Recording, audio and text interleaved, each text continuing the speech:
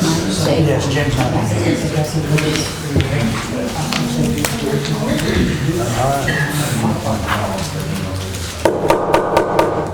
I'd like to call to order the Lawrenceville City Council here this evening on February 12th, 2026. First order of business is a prayer and pledge of allegiance. Ron, would you lead us, please? Heavenly Father, we just thank you again for another opportunity together to do this business city in Lawrenceville, and we just pray that you be with us as we discuss and set policy, make decisions that benefit citizens in Lawrenceville. Dear God, we want to lift up our city employees tonight. The last couple of weeks during the storm, water breaks, they worked some long, cold hours, and we just want to thank them. Also, dear God, I want to recognize the Charlie Gillespie family. Charlie passed away, and Charlie was on the board, county board, also on the city council, put in a lot of hours for our community, and we just want to pray that you be with the family. Pray that you be with our first responders, our military, as they fighting for freedom we enjoy each and every day and often take for advantage of, and we just pray that you'll be with them. Dear God, we pray that you'll continue to bless the city. Pray in thy name. Amen. Amen. I pledge allegiance to the flag of the United States of America and to the republic for which it stands, one nation, under God, indivisible, with liberty and justice for all. Roll call, please. Waldrop. Here. Bumpin. Here. Green. Here. Gordon. Here. Fritz. Here. Dunn. Aston. Burr. Here. Quorum. Thank you, Rodney. Is there anyone that would like to address the Lawrenceville City Council this evening? Kelsey, okay. Walter.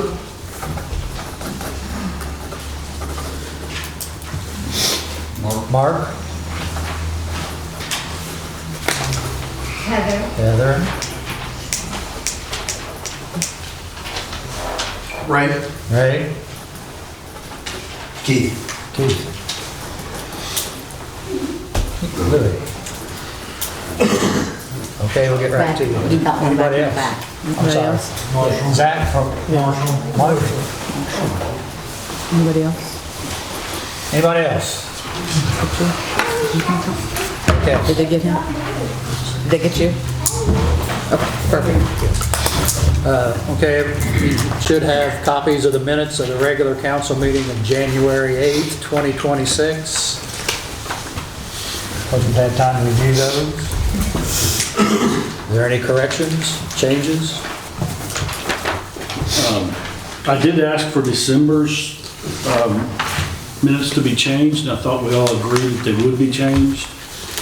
It's not noted in these minutes for January, and it's not noted online either. Okay. Rodney, can you make that correction? Yes, I will. Okay. That would be to the December minutes. Thank you. Okay. So is there any need to change the January 8th minutes?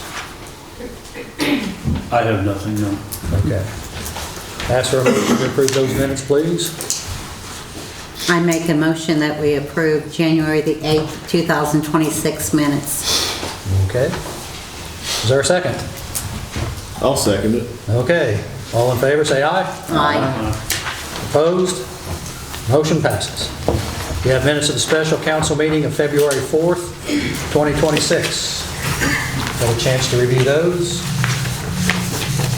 Is there a need for any changes? Additions?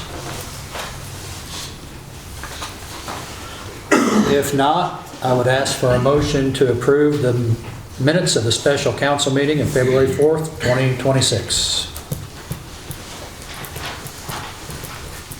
I'll make a motion. We have a motion by Dwayne. Is there a second? Second. We have a second. All in favor, say aye. Aye. Opposed? Motion passes. Had copies of the financial statements. The Finance Committee met, reviewed the finances, copies of the bills of the city, sewer, and water departments in January of 2026.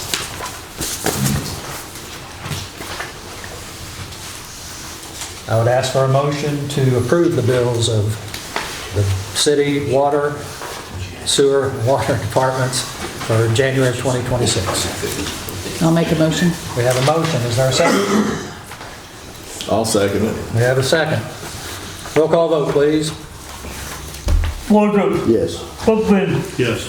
Green, Yes. Goins, Yes. Fritz, Yes. Burr, Yes. Gunn, absent, pass. Okay. Motion passes. Treasurer report, Mr. White. Okay, good evening. Some of the last CD that we cashed in, as you know, from last month, I think about half of the $98,000, half of that's going to be used to buy some new cemetery equipment.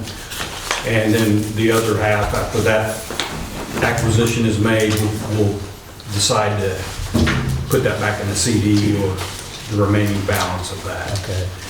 In just kind of reviewing all of the CDs that the city has, and of course, there are 8 in the cemetery perpetual fund at about $620,000.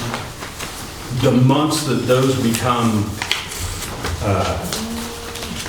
invested in, that we have to make a decision to go to whatever bank, are June, November, and December. In the sewer department, there are 2 of them, $130,000. That month is June that it matures. In the water department, there are 8, around $620,000. Those are 8, 9, and 11, the months of the year. The general fund, there's 2, little around $110,000. Those are month 8 and month 10. I think you might look at doing some what's called CD kind of ladder investing, where we have all of these invested and they become due from June until December. So if you needed some money for something, there's a period of 6 months there that you've essentially got to wait. Or if you take a CD out, then you're going to have a little penalty on it. One way to do that would be as some of these come about, maybe instead of going the regular 11 to 13 months, we do like a 6 month and kind of get them to where maybe there are 3 or 4 per quarter of the year. Doesn't really matter, I don't think, on what department it would be, but maybe just to kind of stair step them throughout the year might give a little more flexibility on when they could be used. On the document I have, there are 3 in the general, not 2. Okay, At I might 107. I just miss- wondered, one of them on mine was mislabeled. Yes, there's one at the top there and I missed that. Okay, You are okay, right. so there's just 3, okay. So that would raise the general to about 180,000, 170,000. Thank We you. have the same thing then. Yeah, there's one at the top there. But I was just looking at these, that might help years to come throughout the year. If they're stepped a little bit, maybe the rates would be better also, different times of the year. But just something to think about. The next time they come due, maybe a shorter term and stagger them a little. Mr. White, how does the money go into these cities? How does it go? How did this money get in there, and are we contributing money to them any? We're not contributing money now. That's probably been done before any of us have been here. Maybe Yeah. Ron was here, but. Yeah, it's been a while. I'm just curious. It's been a while since these were started. So at one time, there was a policy to continue to build these, Right. and that has stopped. I was just Right. curious, okay. But Rodney and I found some that go back as far as probably in the, whatever they had, maybe what, Rodney, the 40s or 50s? Or maybe 60s. Yeah. Okay. So they've been invested for quite a long time. I suppose it was money that was not needed for the general fund and put toward each department. At one time, there was a surplus. Yeah. Okay. Any questions? Appreciate your observations, John. Okay. Thank you. Next item on the agenda is the Ward 1 vacancy declaration. Mayor? Yes, sir. Before we get to that, at your permission, and if there's no objection from the council members, I would withdraw my motion from the February 4th meeting that was never voted on, and I'll withdraw that motion on the candidate. Okay. Is there any objection? Okay, we'll move on like that. Thank you. The Ward 1 vacancy was created as a result of Kelly Lewis moving out of the district. And Kelly did submit a letter, but we did not notarize it, we did not vote on it. So that vacancy actually does not exist until we take action now. Kelly wrote on December 11th, I am writing to formally submit my resignation from my position as a Ward 1 Lawrenceville City Council member effective immediately. I have recently moved outside the city limits of Lawrenceville and therefore no longer meet the residency requirements necessary to continue serving on the city council. While this is a difficult decision, my change in residence makes it impossible for me to fulfill the duties and responsibilities of the role moving forward. It has been an honor to serve the citizens of Lawrenceville. I am grateful for the opportunity to have worked alongside the council and the city staff. I appreciate the support, collaboration, dedication shown by everyone committed to improving our community. Thank you again for the privilege of serving. Sincerely, signed, Kelly Lewis. So I would ask for a motion to declare the Ward 1 vacancy as a result of the member no longer being able to fill the residency requirements. Motion. We have a motion by Mr. Walter. Is there a second? Second. We have a second. Discussion? Roll call, please. Walter, Yes. Buckman, Yes. Green, Yes. Bowen, Yes. Fritz, Yes. Doug Atkins, Brewer. Yes. Pass. Okay, next step is we have a vetting process for the vacancy. Current process will be, or I will be using, is the candidate for the vacancy will need to agree to have a background check made by the Lawrenceville City Police. And then from that, we will evaluate the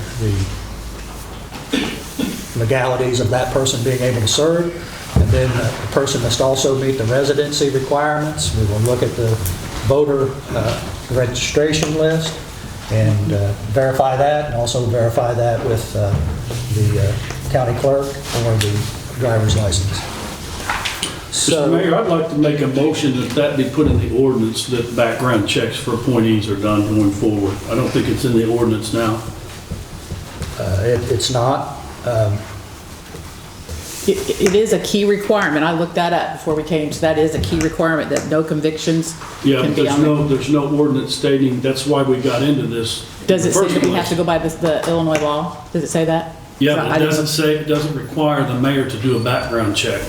Okay. It requires a person to say whether or not they have had a felony, I believe, but there's no check of that. I'm simply asking that we just make it an ordinance to that what we're going to do is put in writing, which is a background check. Any thoughts, Counselor?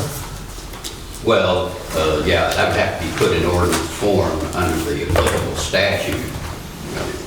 Under the applicable statute, the mayor makes the appointment, and then that appointment is announced to the council at large, and then the council has 30 days to either accept that appointment or reject it.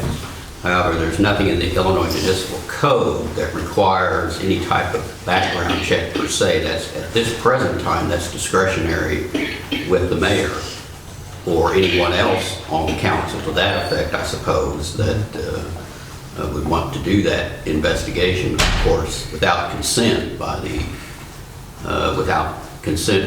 nominee. That would be difficult to do. So, again, the Illinois statute does not require that. And I understand that. That's why I'm asking that we make it a local ordinance so that this doesn't happen again. And you cannot act on that tonight because that's, one, it's not on the agenda, and secondly, there's not been an ordinance drafted to that effect for the council to actually read and consider. So I would Fair enough. recommend that if this is something you want to consider, be referred to the legislative committee for consideration, and that the legislative committee make a report as to whether or not you want to move forward on that. Okay. Would the legislative committee be willing to look into that? Absolutely. Thank you. You want to withdraw that motion? Pardon me? You want to withdraw the motion right now, or? Yes, withdraw. I think we'd have to define in that ordinance what a background check is going to consist of. Basically, I was just going to have Jim do what he does with some of our employees, and he can check some things. Another background check, maybe require fingerprinting and a little bit more thorough. Mayor, when someone comes forward, do they come up here and get the material to get the signatures and they get that from the county clerk, right? Or the email of that, they get it here? What's that now? Well, their petitions to run for candidate and get their signatures. They gotta pick sign. those up here at City Hall. Okay, okay. Yeah. Okay, next item on the agenda is playground equipment. So, can you tell us what you're going to do here and what we're going to do? We've been talking about this. I'm the owner of the land company. We're based out of the Taylorville area, kind of central southern Illinois. Been doing this for over 20 years. And we've been talking with the city here for about 6 months. I've done some business off and on over 20 years. Got a new playground set to be put, I don't know the name of the park, but the main park. And I brought a picture of it. I submitted a quote to the city. They've had it for a week or so. Kind of gone back and forth as we put this together. So we've had input from the city. Actually, the lawn was that good. Okay, we'll work on It's that. got wood fiber surfacing, it's got mortar timbers around the perimeter, everything in place, it's ADA compliant. This comes out of Indianapolis. It would take about 3 months from the time it arrives to get here. And then we've made arrangements to have a professional installer. The crew that we use is out of Vandalia to install that, and Mother Nature giving us a thumbs up. It takes about 2 to 3 days to get that done. Grant, you want to have some input in this, or tell us what we've been doing? We've just been working for a while on this. Met with the park committee and just came up with a design, the color scheme. But other than that, I mean, we will probably do away with the old equipment that's down by the swimming pool. It's, I believe, orange and blue now. Kind of move that out of there. Put this probably a little bit to the north from where that is, closer to 17th Street. Other than that, Okay, well, I know you've reviewed a lot of different options, and this option right here, installation, everybody's got a part in the packet here.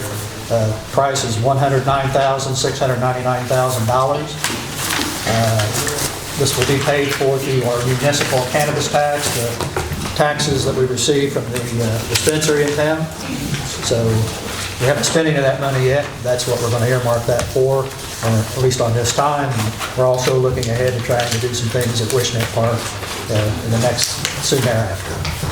So if there are no questions or discussion on this item, or Did you guys do the one at Flat Rock at the community? No, ma'am. Okay, I'm not because I think familiar this with one's like this one.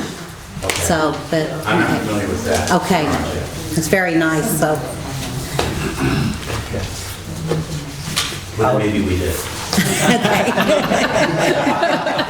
I bet you did. Wink, wink. Okay, you do. okay, so I've asked for a motion to approve the design presented for $109,699,000. I'll make a motion to approve that. Got a motion by Dawn, is there a second? I will second it. We have a second by Teresa. Roll call vote, please.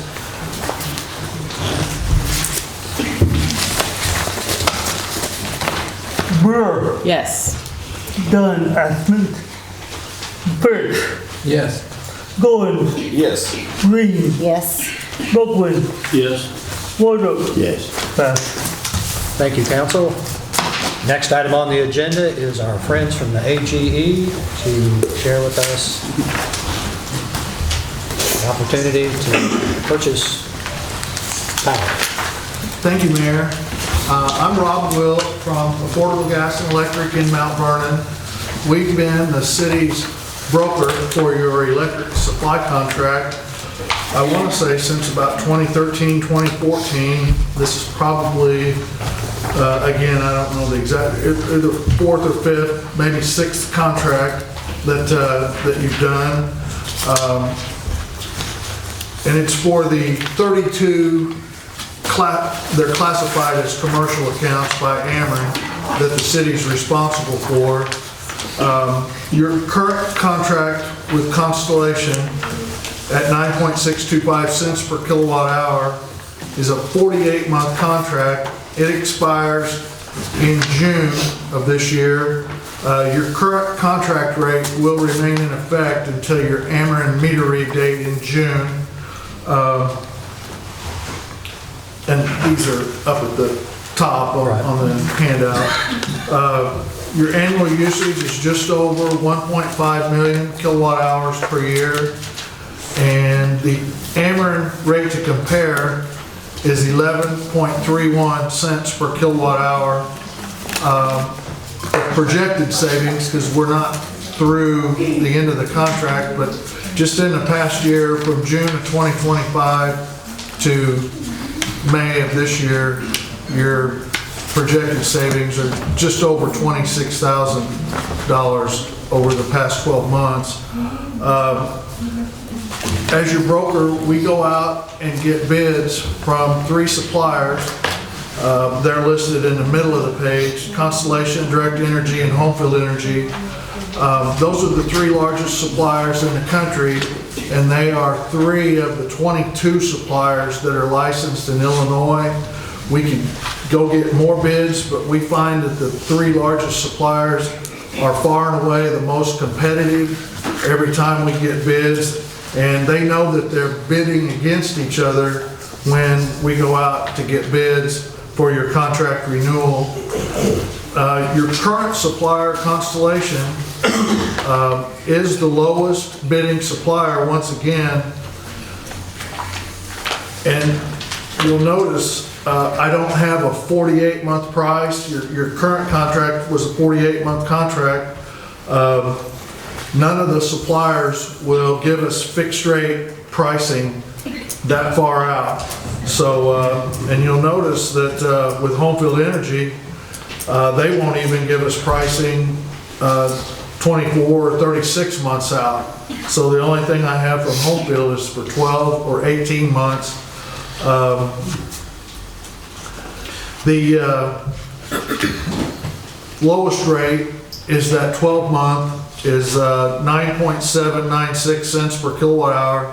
A lot of times people think if I agree to purchase electric supply, the longer I purchase that, shouldn't I get a lower rate? Well, it actually works just the opposite, because the longer the contract, the more risk that the supplier has for market changes during the term of the contract. So you actually pay a slight premium for the longer the contract, and the longer these suppliers will lock in that fixed rate contract for the duration of the contract. So the spread between 12, 18, 24, and 36 months is about 1 penny per kilowatt hour.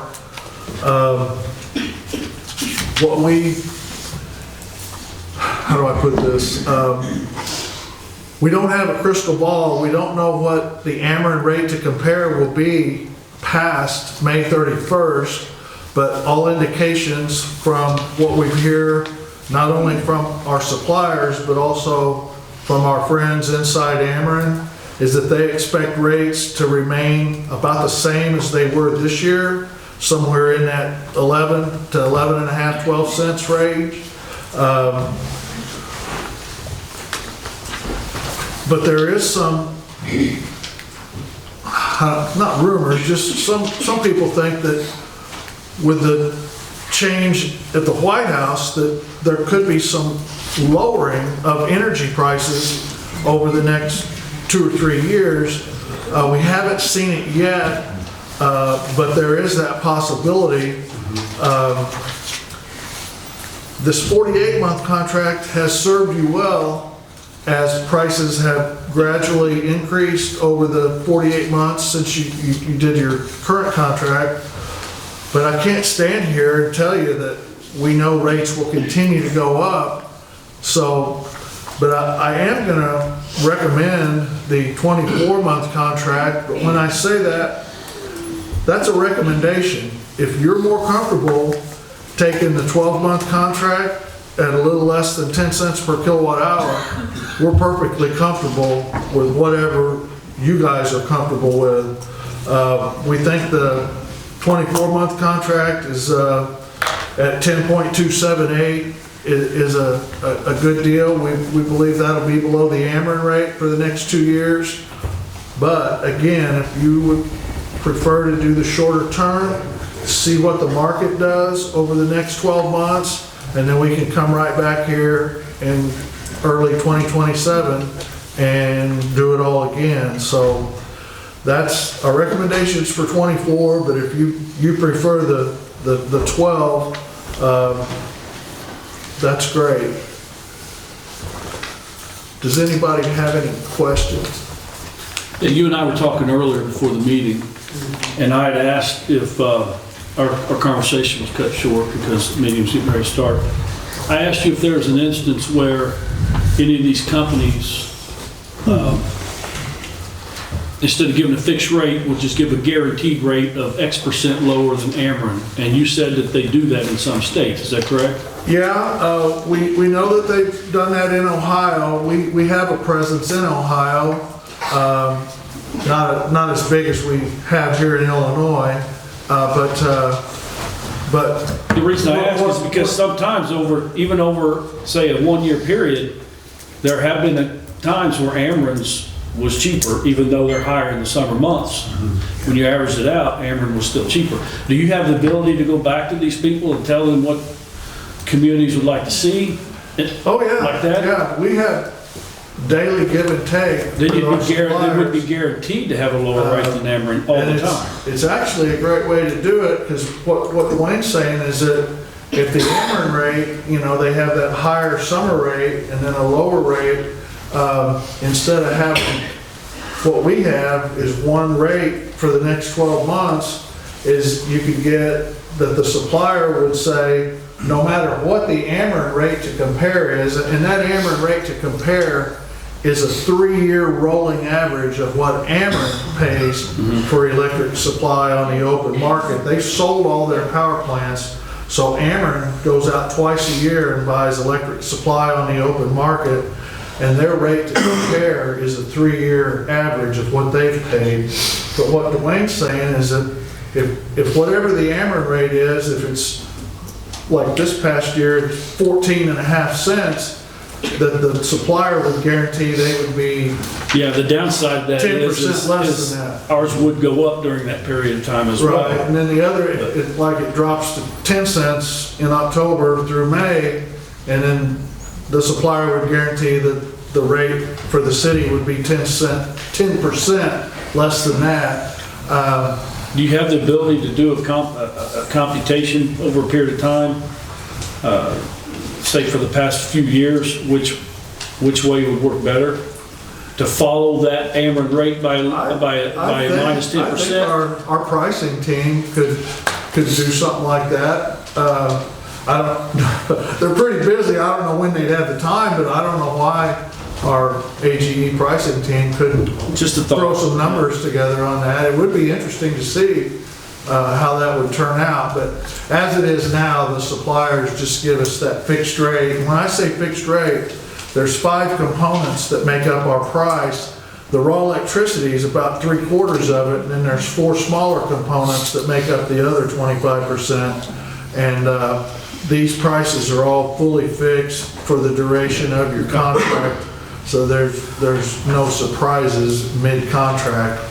So the price will remain whatever you. I would like to see those numbers after we vote on whatever we're voting on tonight for maybe the next go around. I will pass that along to our pricing team. I know it's not gonna affect this one. I'm just Right, saying, maybe right. if we choose a 2-year, maybe in a couple of years, we can have those numbers as well. It would be interesting to see, and if you give it that much time, surely he can crunch those numbers between now and then. Thank you. All right, we have a recommendation for 24 months. Is there any thoughts?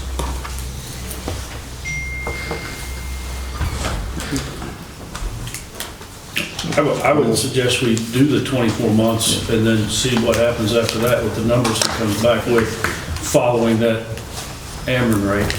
Okay. I agree. I think with a lot of unknowns and with what Dwayne just mentioned about the percentage under, if we're looking at something like that, we don't want to extend out too far. So is that in the form of a motion, Dwayne? Yes. Is there a second? I'll second it. Okay, we have a second. This will require a roll call vote, please. Pearl, Yes. John Ashman, Fritz, Yes. Goins, Yes. Green, Yes. Buckland, Yes. Wardrobe. Yes. Pass. Okay. You have time, it's just a one signature here on page 3. Make it quick. Sounds like a deal. Here.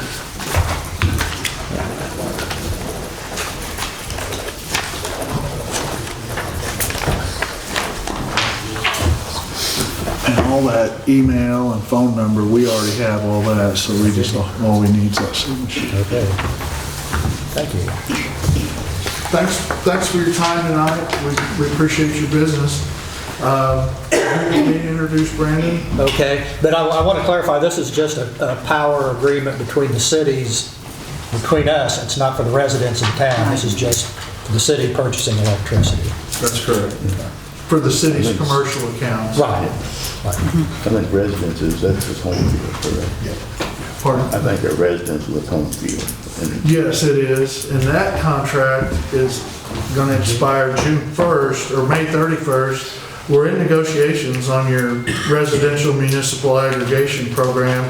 City of Lawrenceville is one of 103 municipalities in that big group. And we have told Homefield that they need to sharpen their pencil on that residential program. Okay. when's it up again? When's it up? June. Then you come back with the... Yeah, we'll be back. You'll be back for that, right? Yeah, either we'll be back or we'll just send a group email to all 103 Okay. county board chairmen and mayors and village board chairmen. Okay.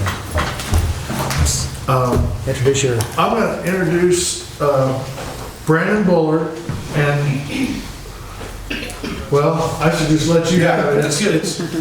It's community solar, but there are no panels, and the best part is it's guaranteed savings off your Ameren bill. It works in conjunction with this, and there's zero cost to sign up. Yeah, that's the best one. It's free. Yeah. You just stole your thunder. I know that. So, Brandon Bullard, Affordable Gas and Electric in Mount Vernon. I'm on the sustainable side of our company, Priority Power at AGE. One of the products that we offer to our customers is called Community Solar, like Rob said. Community Solar is a solar discount program by where an Ameren user can subscribe your usage to a solar farm somewhere in the Ameren territory. That's different than putting solar panels on your buildings. With the accounts that Rob just talked through on the rates, we did a community solar study for the city's commercial accounts, and we've got some information to share on that as well. I'd like to just kind of give you the 10,000-foot view of community solar, and then we'll talk what the dollar savings looks like. So, and this is for any Ameren customer. This is a partnership between the state of Illinois and Ameren. On your Ameren bills, you have 3 sections: delivery, supply, and good old taxes and fees, ever-growing taxes and fees. Under that taxes and fees section, there's a line item in there called renewable energy adjustment. Every Ameren customer pays into that. Large, small, residential, everyone pays into that fund. That renewable energy adjustment fund is where the state of Illinois sends back incentive money when someone puts solar panels on the roof. As you know, when you put panels up, you get a lion's share back from the state of Illinois, and that fund that you're paying into is where that money comes from. Well, the state of Illinois says if everyone has to pay into that fund, then everyone should have a mechanism to get the money back out of the fund. There's 100 reasons to not put panels up, whether it's political, or you don't have enough sunlight, or you can't afford it, or no roof space, or whatever the case may be.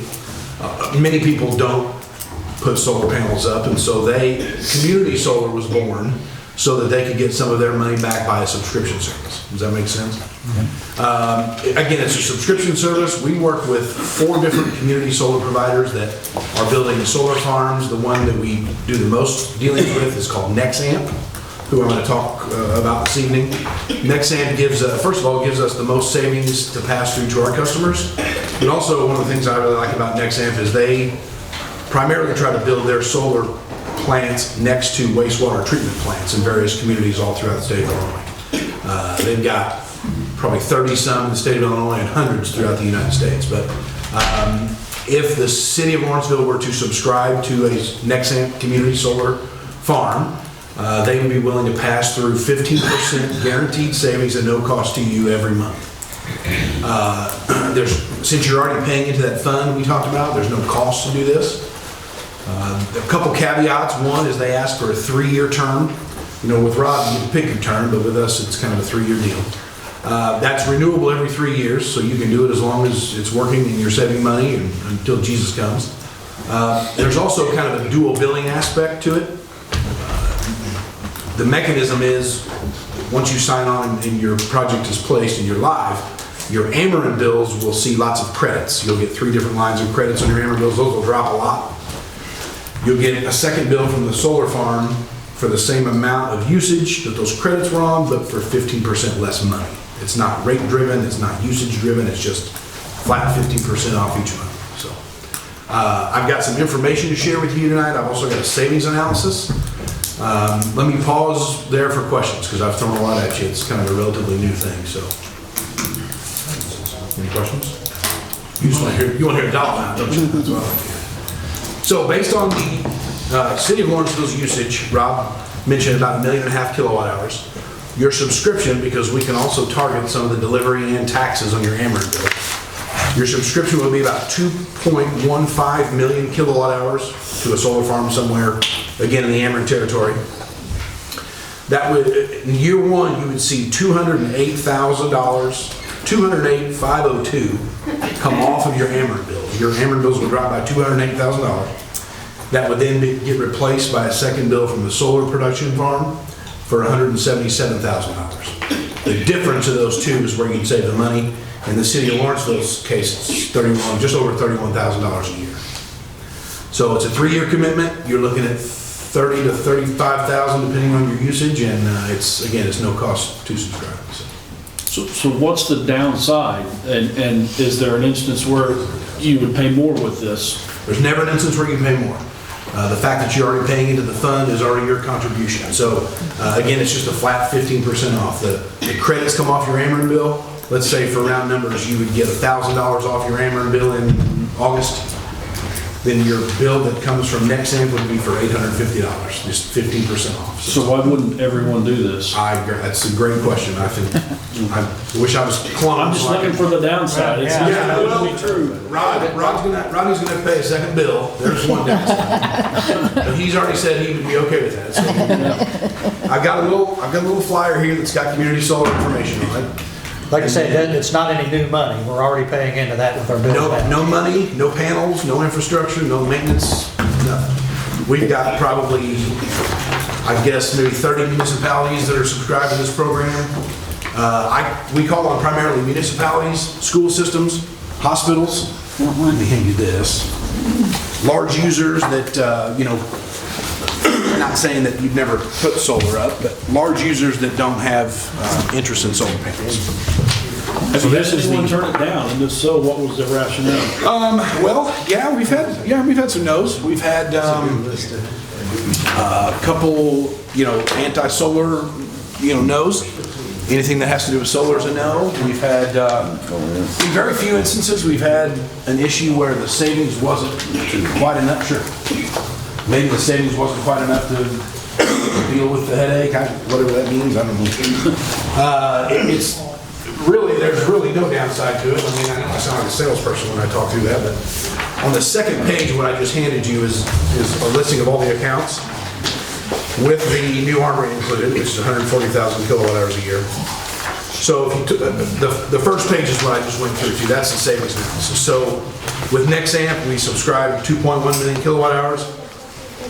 I need to update that rate because you just went to the 24 months, so remind me to do that. You're looking at $208,000 off your Ameren bills. Those Ameren bills get really pretty once this gets started. And then your community solar billing for $177 beside that. So the difference would be about $30,000 a year. We put in an escalator on that, about a 2% escalator for Ameren's rate. That could change too, but essentially it's going to be 30 to 30, I'd guess 30 to 33 a year for the first 3 years, pretty easy. Now, this 208 plus thousand, will that fluctuate, or is that going to be a set figure? Well, it's based on this past year's, remember I got all those bills from him when we were here? It's based on your past year's usage. Okay. So if next year you use about the same as this year, then it would be the same. Okay. About the same. But if it goes, let's say next year we don't, and it goes down, will that bottom figure go down prorated? Well, it could, yeah. It could, a little bit, yeah. None of these are fixed then? No, right, yeah. The only fixed part of this would be just a flat 15% off. Yeah. And just so you know, just for the information, community solar has 3 different sizes of subscriptions. Residential, you can do this at your house. If you're on Ameren, I encourage you to do so. I'll get you the information, matter of fact, if you'd like to send that to your residents. Okay. The residential small usage is a no term. The medium size is what we call small commercial, which the cities falls into, is a 3-year term. And then the largest one is called an anchor tenant. Those can be between 10 and 20-year terms. So if after 3 years, for whatever reason it doesn't work, you don't like it, or it's a pain in the, for Rodney, then after 3 years we can cancel and no harm, no foul. But we expect it to be rolling along. These solar farms are legislatively based. They're funded out of the money that we pay into that fund, so we expect it to last for a long time. What's the significance of which plan you choose, kilowatt hour wise? What if you choose one that you use more kilowatts that year? I guess you just pay the Ameren rate after that? Yeah. And what if you don't use up to that amount? That doesn't matter? Well, it doesn't matter. It's just a flat 15% off. The way, it's kind of a long story, a little bit in the weeds, but if you don't mind, the way the solar production is, looks like a bell curve, right? In the summertime, when it gets dark at 8 o'clock, tons of solar production. In the wintertime, when it gets dark at 5, I hate even saying that, the solar farm will use those credits against your bill that you built up in the summer. So you'll never be upside down. They will overproduce in the summer and they'll use those credits in the winter. Yeah. Pretty good deal. We got a lot of municipalities and hospitals and schools on it, and a ton of small businesses and residential accounts. So if anybody in town would like to hear more about it, we'd love to get them signed on. It's free to sign on, so we'd love to get you signed up. Would anybody like to take any action on this evening?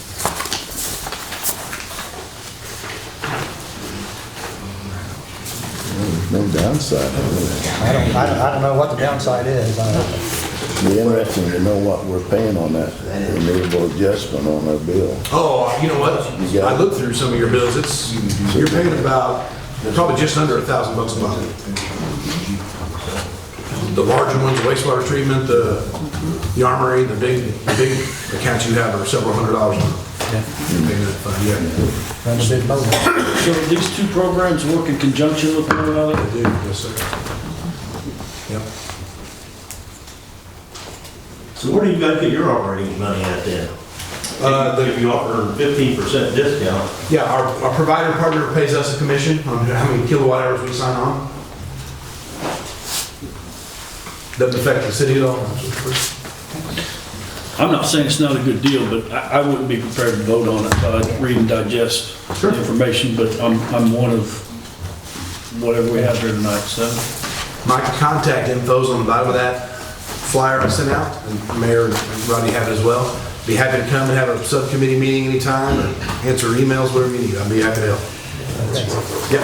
Is there a contract we'd have to sign and go through our attorney to look at that? Yes, and you know what? Yes, I'll get that to you. It's small commercial, 3-year term. I'll send it over to you to have a look at that. Very good. Yeah. Thank you, Brandon. All right, thank you. Next item on the agenda is the Armory roof bids. We did not receive any bids on the project. John, who was here that day. ADG recommended that we rebid the project for an award date in April, for our April meeting, April 9th of 2026. What they would like to do is to rebid the existing section and also include as an option to do also that area above the stage, which would make the project just a little bigger, maybe entice some more people to take part in that. So. The weather didn't help, because if you're a contractor and you came to look at it and it was covered with 14 inches of snow, you just can't go out on a limb and bid it. So it was kind of a time issue. Yeah. You seem to think we'd get bids this next time, didn't you? I think you'll do better this next 60 days. Well, the committee committee decided to do this in phases, and now we're going to combine phases. Do we need to meet again and decide if we want to put two of them together before we submit Right, it? well, I think that's what I'd ask is for a motion to allow the contractors to bid on one, the original, and also the original plus the second. Whichever they want to do, whichever we thought would be, whatever the architect feels is in our best interest. Yeah. Is that what you figured? Is that how you covered that, John? So there won't be two options for the bid on, it'll just be one. It'll either be the first one plus, or the first one, or there'll be two options? No. It's a bid for the main section that Dave's talking about. On the east side, it's in the worst shape.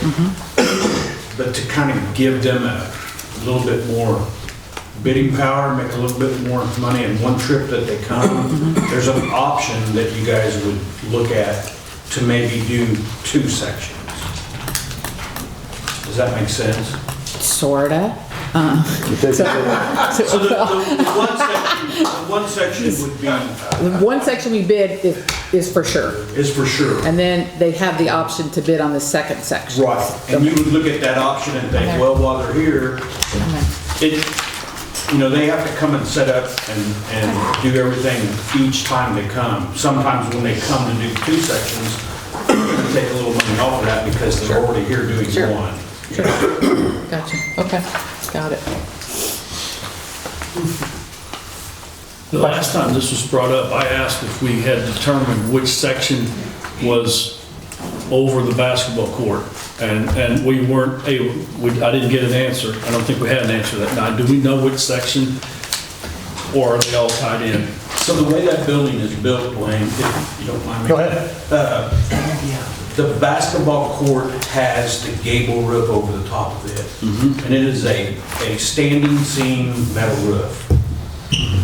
There are a few things that need to be looked at with that on the ends, where I think the roof has tapered up a little bit. Rain blowing in. That Armory has those sections, like on the east side where you walk in and all the offices. On the south side, I would call where the stage is. And then on the west side, where the kitchen and certain areas are, those are all flat roofs that large gable roof dumps down into. So they're not only taking their water, but they're taking an enormous amount of water from those. So it is leaking on the basketball court. Is that because the gable roof needs repaired as well? The gable roof sometimes, as I say, that metal freestanding or standing seam roof, sometimes it'll just get deflections in it. It could be as easily as sealing some fasteners. Okay. So, but it's not leaking anything like the flat portions are. The perimeter of that. Okay. And what is happening is the wall between the gable roof is the same wall that the flat roofs come from the outside into. When they leak, it goes on the inside of the wall and runs out on the basketball court. Right, okay. Thank you for explaining that. So I would ask for a motion to allow ADG to rebid the project with an opening, with a award date of April 9th of 2026 at the specifications that ADG recommends. Is that? I'll make that motion. We have a motion. Is there a second? Second. We have a second. Roll call vote. Brewer, Yes. Dunn, absent. Birch, Yes. Gordon, Yes. Green, Yes. Bookman, Yes. Wardle. Yes. Thank you, Senator. Council. Next item on the agenda is an ordinance for property transfers. We have two transfers that we awarded at our bidding on surplus vacant lots. One is for 902 12th Street, the other is for 1510 13th. You have ordinance numbers for those, Rodney? First one. That would be for 13th Street. Let's do 12th Street. The first one is for 902 12th Street. That'll be ordinance number 1620. Is there a motion? This is an ordinance authorizing the sale of surplus real estate. We've already given that, awarded that, so we have to pass this ordinance. So we have ordinance 1620, a motion by Ron. Is there a second? Second. We have a second by Dwayne. Roll call vote, please.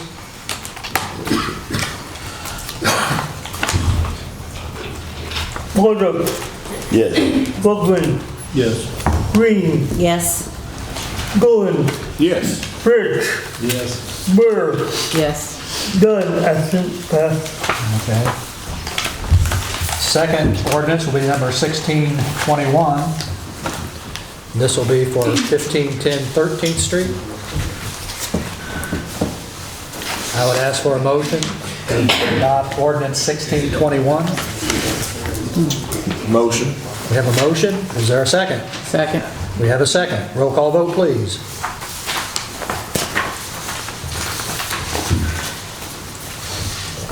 Brewer, Yes. Dunn, not here. Birch, Yes.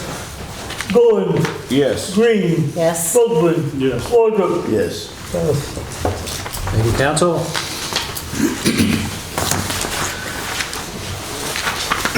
The next item on the agenda is to address to increase the deposit fee for certain users of the city's water works system. This is a result of the existing ordinance calls for a $50 deposit for non-owner occupied residences. The administrative order November of 2013 raised the deposit to $200. However, there was no ordinance or vote on that. It was an administrative order. This essentially raised the rates, but we didn't have the authority to do that. The purpose of this deposit is to essentially prepay the water bills. If the tenant would leave a property in good standing with the water department, they would receive a full refund. If they would have an outstanding balance, they would lose part of that, and they would get the balance back. This deposit protects the city by allowing it to reduce losses and protects the landlord from having a property that is in arrears to the city water department. The intent in the future is to credit those accounts that have overpaid. So if somebody's paid $200, then they would get their account credited, and they'd have to work that out. The office has those records, and we'll just try to work that out the best we can. So this ordinance, I guess, would be 1622. Yes. The way the ordinance is written, contract purchasers are treated the same as renters, right? And Yes, that's they correct. pay the deposit. Yes. You know, those contracts that sales, they've changed in the last several years where they're actually recorded in the recorder's fee, or recorder's office. Is there a reason why we don't treat those the same as a bank loan? I don't know. Mike, you got any thoughts on that? And not require deposit? It was drafted as contract purchasers because according to the records I saw historically in the city, since this administrative order to which you alluded, they have been charging contract purchasers that same amount. In other words, they've been treated as tenants as much as they do not have legal title to the property until the contract is paid in full. Whereas in the context of a mortgage, the mortgagee is not the legal owner of the property. So there is a difference there as far as the legal interest. Okay, that's what I was looking for, thank you. I wasn't aware of that. Thank you. Any other questions on this ordinance? Is there a motion for 1622? Motion to approve? A motion by Victor, is there a second? I'll second it. Then a second by Russ. Roll call vote, please. Brewer, Yes. Dunn, I hear Fritz, Yes. Goins, Yes. Green, Yes. Bookman, Yes. Woodruff. Yes. Thank you, council. Next item is to discuss some of the old business. We've looked at a vacuum jet truck. I think you've all got information on that. Expected date of delivery to the dealership is in late March, early April. So that is going to likely, if we want to continue to go through this process, will require council action at the March meeting. I did do a little survey at one time on local rates from some of our local lenders. We've got a copy of that.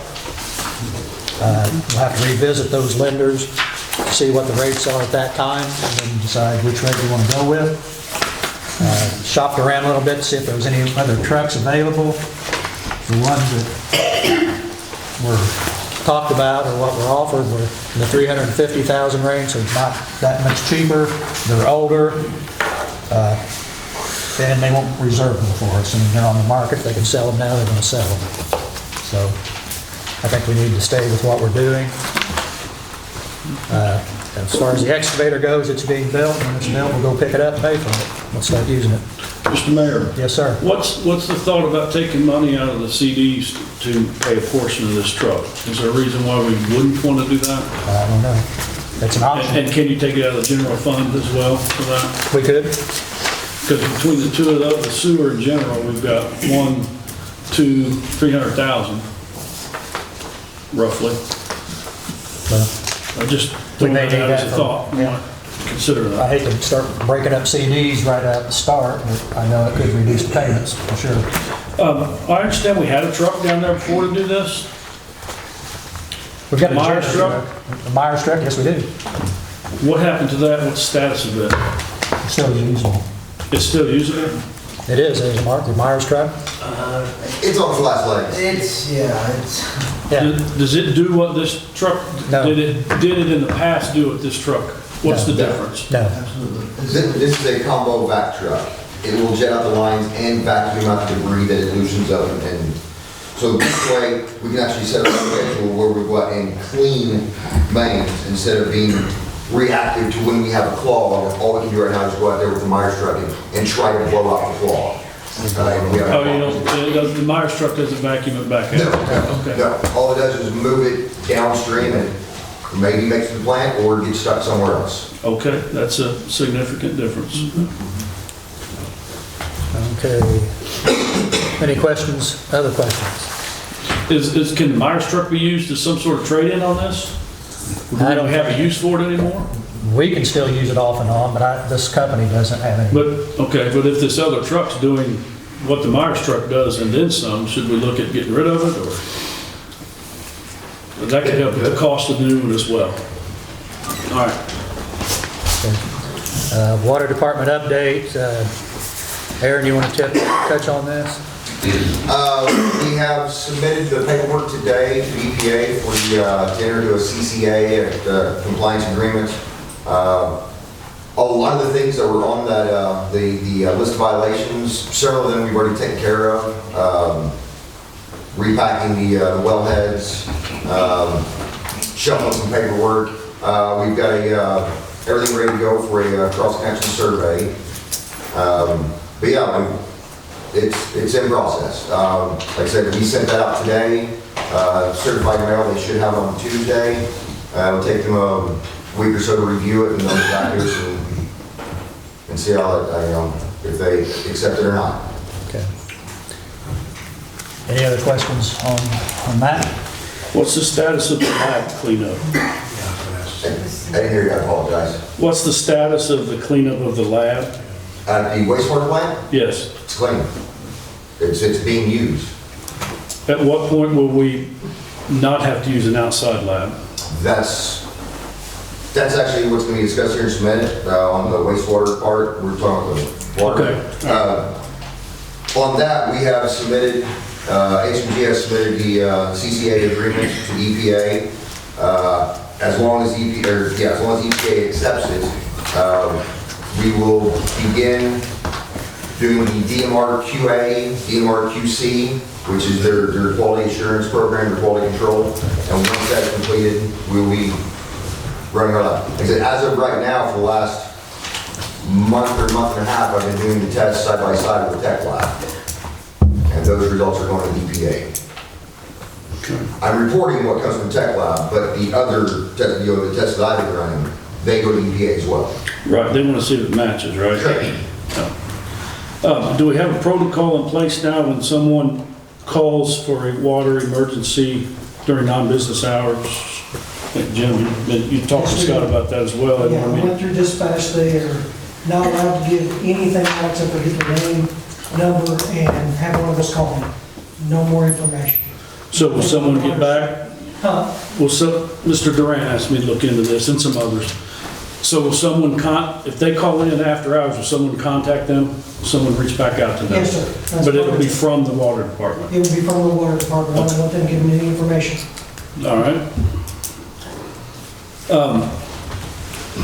Mr. Tipser, is there remote work being done at your house, checking computers for the filtration system? At the water plant, yes. Yes, and that's a daily thing? Yes. And you get how many hours for that of pay? 2. Wasn't that plant built for that to be automated and not require those checks? Originally, yes, but there are things that need to be repaired at that plant. Are those things going to be repaired where you won't need to check it on a daily basis? Absolutely. We're working with ECS Solutions on that. How long have you been doing that? Off and on since Rich retired. Which is approximately when? When did Rich retire? Last year sometime, 2 years ago? 2 years ago, 24. Yes. Year and a half. Yeah. Is this a once a night thing that you have to do? No. So you're getting 2 hours each time you check it? No. I'm getting 2 hours total? And I'm checking it approximately at 6, between 8 and 9. Let the dog out at midnight, and I check again when I wake up 4 in the morning.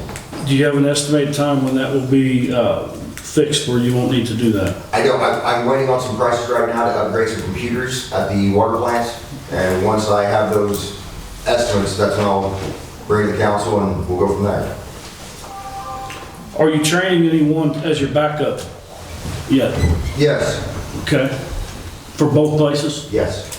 All right, good. Okay. Any other questions on the sewer plant? CCA that we sent or proposed to the EPA has the right to accept what we offer them and agree with our terms and conditions. They can alter those terms and conditions. They can reject those terms and conditions. They can refer what we propose to the Attorney General to see if the Attorney General finds everything in compliance. So the idea that we just sent this to the EPA and they take for what we want, that may not be the case. So, there's still a lot going on with if that's CCA. Is that correct, Aaron? Yes. Okay. Any other questions on the sewer plant? Well, I thought that was water. Yeah, I have questions on the sewer. I thought we were talking about the water.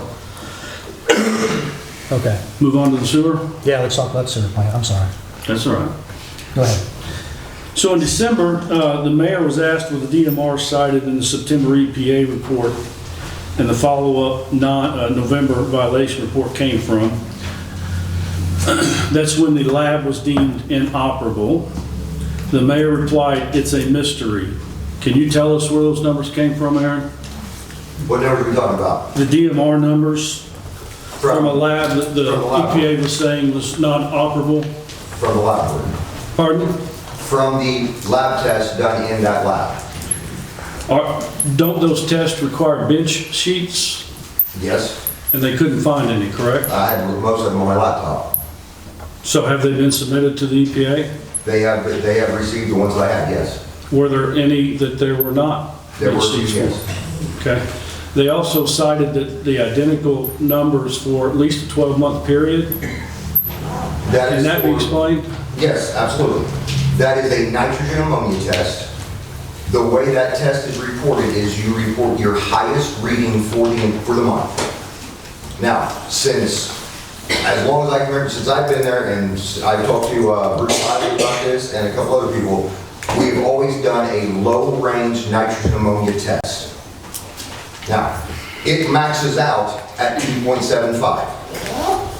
So if I have one day of the month where it maxes that out, 2.75, and that's what gets reported. Now, when the EPA came down, we discussed that. They recommended that we go to a different range of nitrogen ammonia tests, and that's what we're doing now. Basically diluting it, right? No, it's a completely different test. Okay. They also said that I believe going back to the 2022, 2024, and current EPA reports, they said that the equipment wasn't calibrated. The scale wasn't calibrated. How often does that get calibrated, and is it being calibrated now? It has been calibrated, it's calibrated once a year. Okay.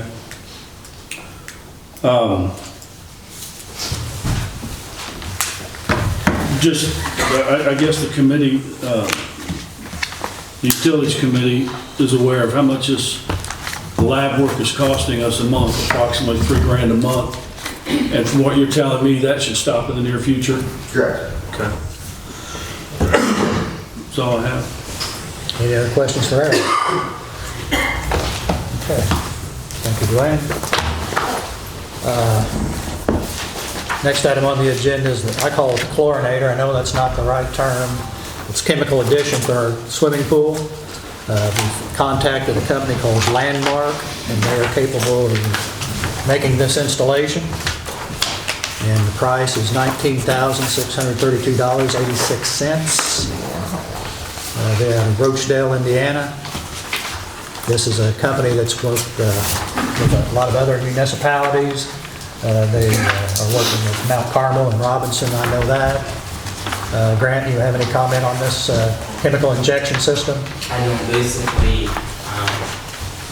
the injection system that we have now is from, I believe, 2006, and it's just wore out. It's not giving us the proper chlorine and acid when we need it, and it's causing everything to kind of back up and give us false readings. So basically, that's going to help take care of.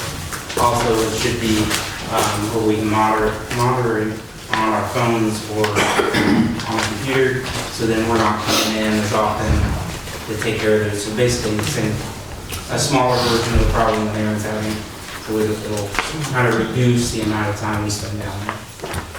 So. Any questions for Grant? So will we have to get Wi-Fi, additional Wi-Fi, or do you already have that? No, we will have. So that will be yeah, additional it'll be cost? separate from this. Okay, gotcha. Okay. I'd ask for a motion to approve this purchase for $19,632.86. I'll make a motion. We have a motion. Is there a second? I will second it. We have a second by Teresa. Roll call vote, please.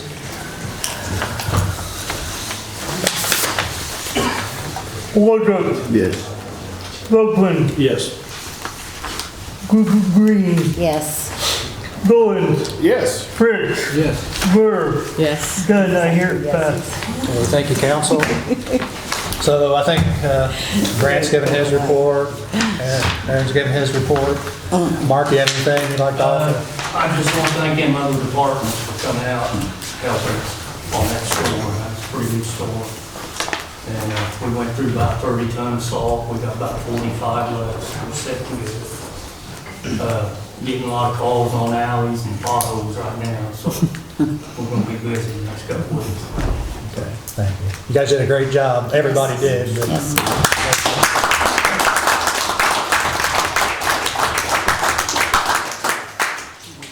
Okay. Any other questions for our department heads at this time? All right. Next item is public comment. Right.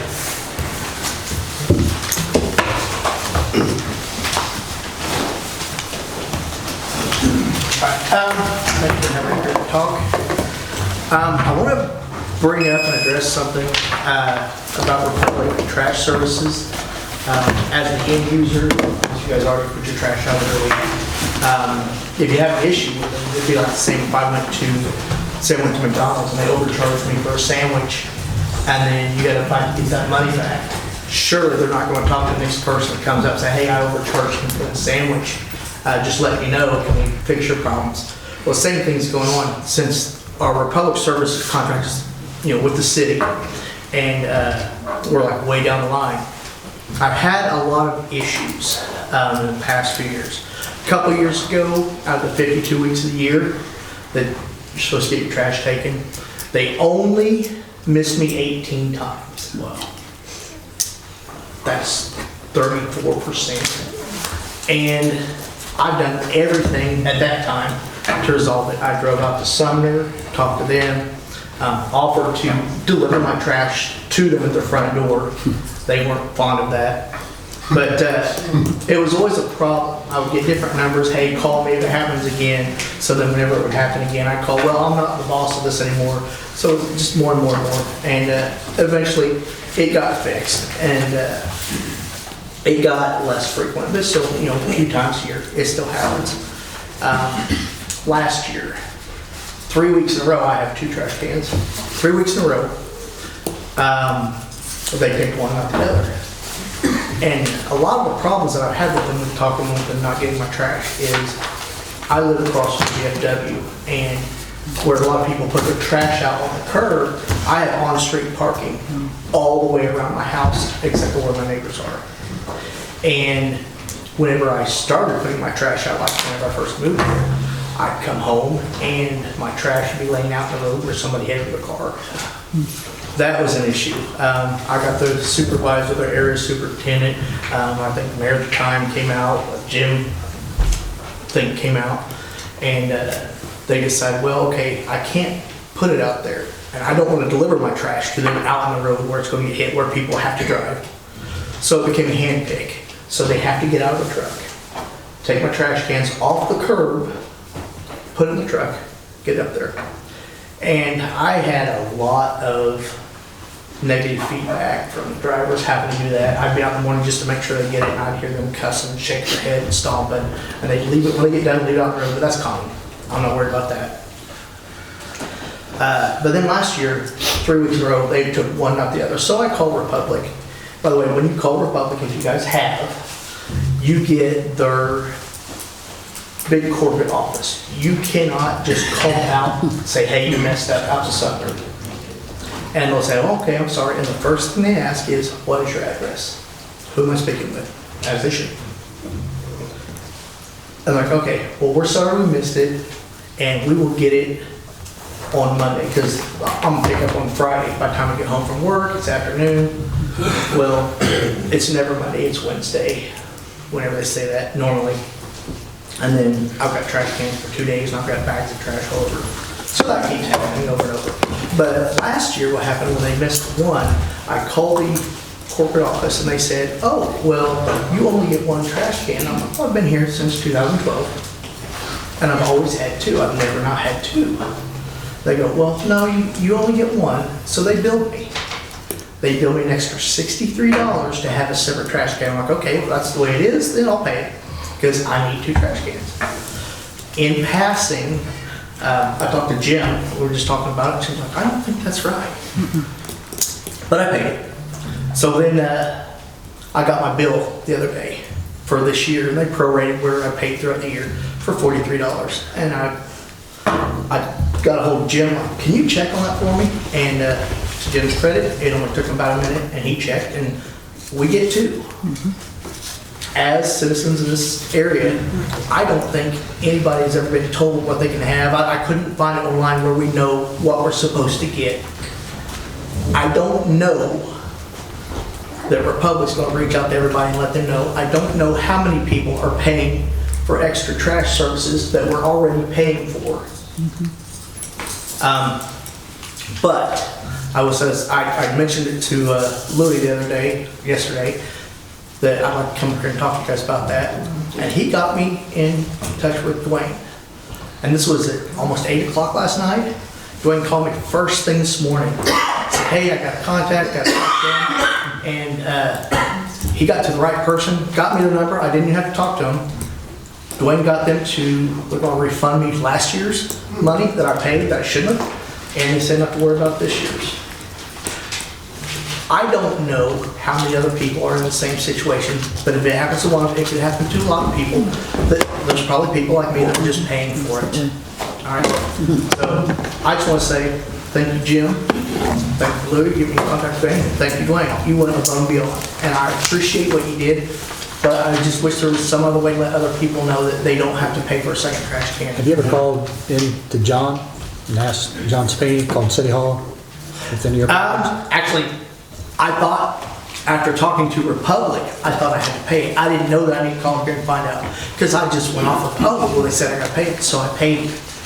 Okay, I was misled, or they made a mistake, or they, I guess Dwayne could probably speak on what they had said on the phone, thinking that I had some kind of commercial account, or it wasn't a residential address. But like I said from the beginning, the very first time you called them, the first thing they asked is, what's your name, where do you live? They knew where I lived. Okay. So I just want to make sure you guys are aware of it. Thank you, Brad. Thank you. All right. Thanks. Heather? You'd like to talk to council? I just wanted to thank the council, the mayor, and you guys for cleaning up the town and for approving my expanded parking in my congested little street, and encourage all the stress up in here, get a massage from myself or another right here. Yeah, everybody needs a massage. Thank you.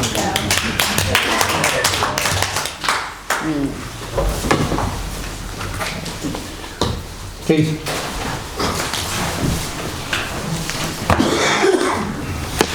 You'd be glad to know this, Mr. Mayor, that there's 3 sheets here, and I'm not going to read it. So, well done tonight, by the way.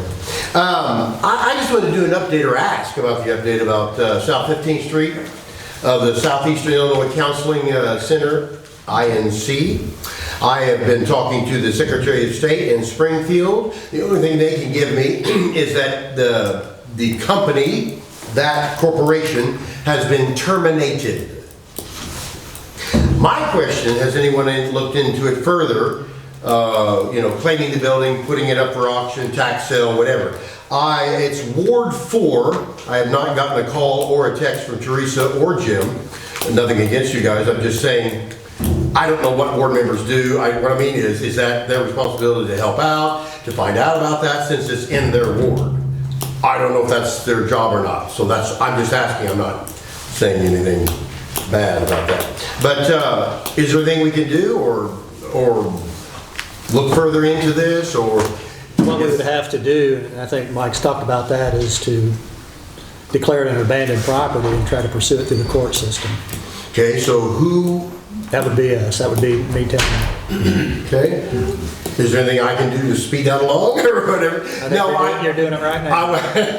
Just so we can actually, so let's just say if it is abandoned or whatever, okay. Can it be put up for, can the city claim it? Well, I'll go ahead. Can the city claim it? Well, the abandonment procedure the mayor is referring to, there are certain criteria that has to be met, one of which is delinquent taxes for 2 or more years. And how? I believe, I haven't checked it, but I believe the entity to which you're referring was a not-for-profit, as a result of which they may have been tax exempt. That is to say, it could have been held to be an exempt property. I don't know that. I'm just speculating at this point. So that's one issue. When you indicate you checked with the state, I suspect the not-for-profit has been involuntarily dissolved, or they've gone kaput. Well, they have completely, they no longer. That would be my guess. Yes, they no longer. At this point now, as far as tax sales, again, if it's an exempt property, there would be no tax sale. Yeah, let's just say that's true. Can the town still claim it? Or how would Whether or not, well, first of all, we have to look, I don't know what the condition of the building is. It's not good. So, well, we have to be more definite than not good. No, what I meant was I had made a report last time that there's holes in the roof. There is a hole in the roof. In any event, we'd have to see if in fact an abandonment suit would be possible in as much as it's not a taxing property. Now, another basis might be for non-payment of water bills. I don't know what the status is on the property for that. I presume it's non-payment water bill. I thought there was an issue that they had not paid their Property tax. They didn't know their. Well, there's an alternative in the statute. It refers to non-payment of real estate taxes and assessments for a period of 2 years, or non-payment of a delinquent water account for I think a life period. And it's been empty for, well, does the city know how long they've been mowing it? Do we know? Ever since I've been mayor. I'm 4 or 5 years, I know there's not been anybody in there. So it's been empty that long and probably longer. So, yeah. So my question is, how do we go on from this? I mean, I can come here every month, and talk about this, but if we don't do it. Well, I'll let Mike start the research if there are options that the city can. And if there's anything I can do to help, I will. If I can be his assistant. I think at the point, well, if we put it up, we just can't feed that to you. Yeah, I understand that. Yeah. Just as where someone in the town could have a chance to purchase it. Like the 2 properties that you guys did this evening. If we could be given a chance, that's all I'm asking. Okay. Thank you.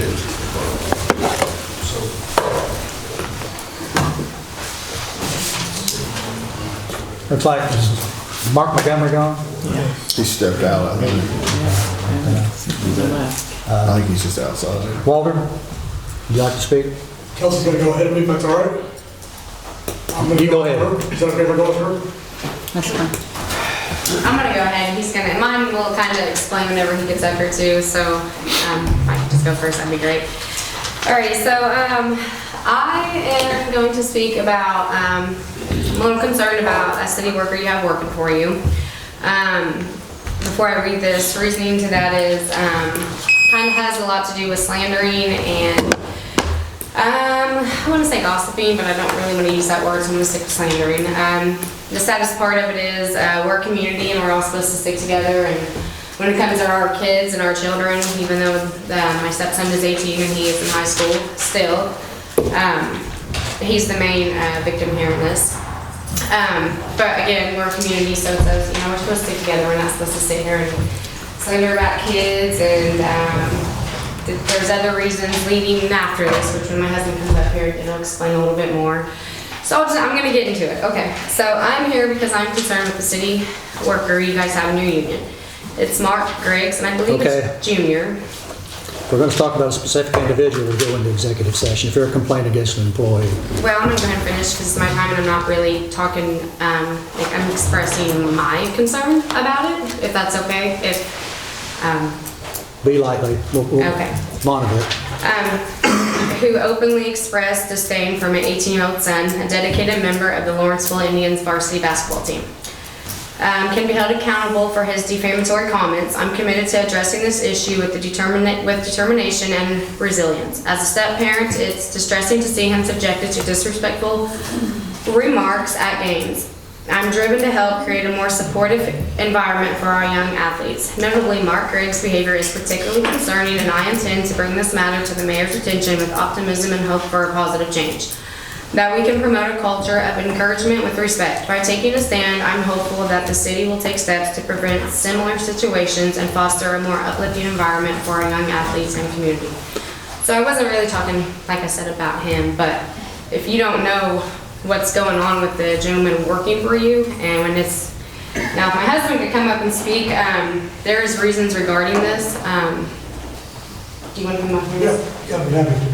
He Well, has another go thing to ahead, go with it. Like there did. Well, there's situations that happen that you don't know about, like during the snowstorm, for example. My stepson couldn't get to and from basketball practice. We asked this gentleman to help.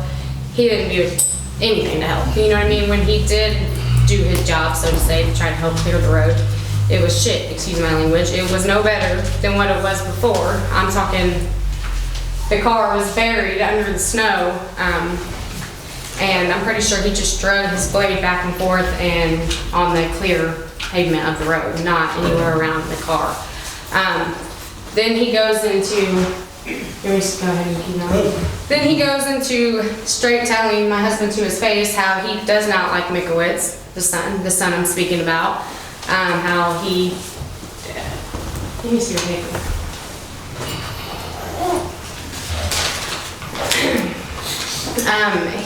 Okay, so we had asked Mark Griggs and his co-workers to push the snow. He stated, Mark Griggs, that you had hired 4 new employees that didn't know what they were doing. Is that true? Did you hire 4 people that didn't know what they were doing by plowing snow? That is, I'm asking. Because There are probably people that are plowing snow that had never plowed snow before. We had some new employees, that's correct. that was Did you hire 4 new people? 4 new people? Yeah, that was the statement I that was was the giving. statement, yeah, that he had given us to why Golly, my stepson we was hired buried. some, I mean, And just I don't know what, yeah. Sure. So we had asked Mark Griggs and his coworker to kindly push the snow in front of my son's house so that he could get back and forth to basketball practice. Mark informed he would go and do it as soon as possible. After a 15-minute conversation about the whole ordeal, then he, on his own free term, had informed about the basketball players and that he goes to every game. This is when he had stated that he did not like my son Mikowitz, and this was on city time. Why he brought that up is just crazy, for one. We were just asking for help as his job to help us. When Mark was done with the job, it wasn't much better. It was almost as if he was relaying another message about my son and his dislike for him. I am concerned that not only for the young, but the elderly and the whole community as a whole, how are they supposed to get emergency vehicles in our area with this type of action taking place? They can't even do it for our kids to get back and forth for something they love doing for his future. So again, I'm not up here to talk bad about the man, but he's going around, you know what I mean, stating things about kids, like boys in high school. He's got a scholarship, you know. He's got to get to these games. He's got to get to these practices, and who cares if he doesn't like them? It's not his place to say that on your guys' time, on his time, when he has a job to do. It's not right.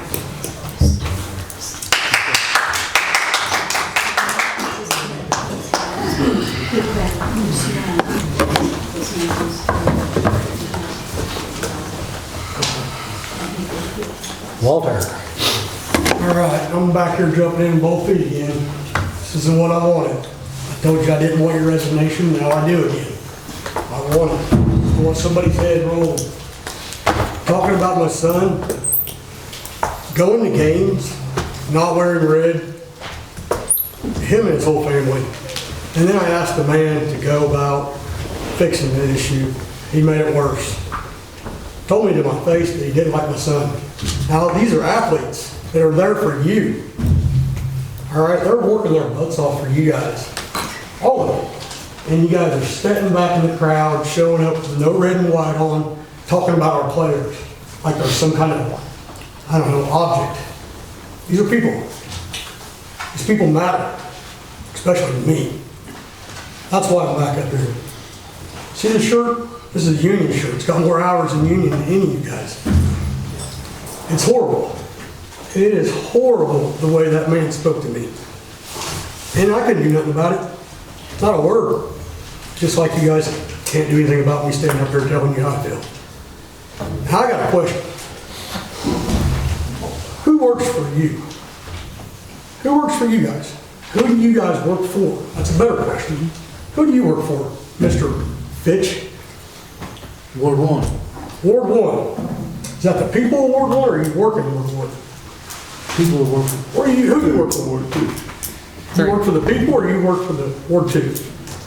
The people of Ward 2. What about you, man? Understood. Ward 3, but I feel like I work for all the citizens of Lawrenceville. What about you, sir? Citizens of Lawrenceville. What about citizens? You? I work for the citizens of the town. Everyone. Everyone. Everyone. What about you, Mr. Yeah, Waterford? citizens of the town. All right.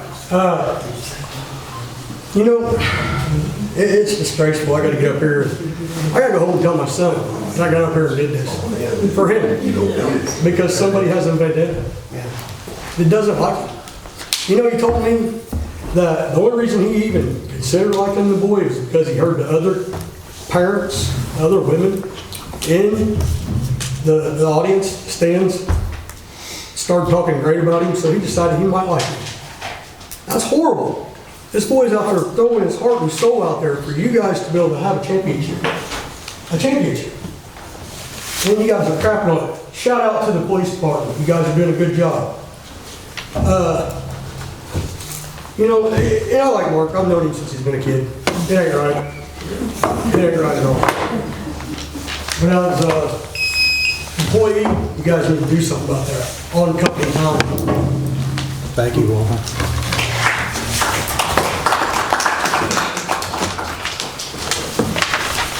Mark never came back. Louis, anything?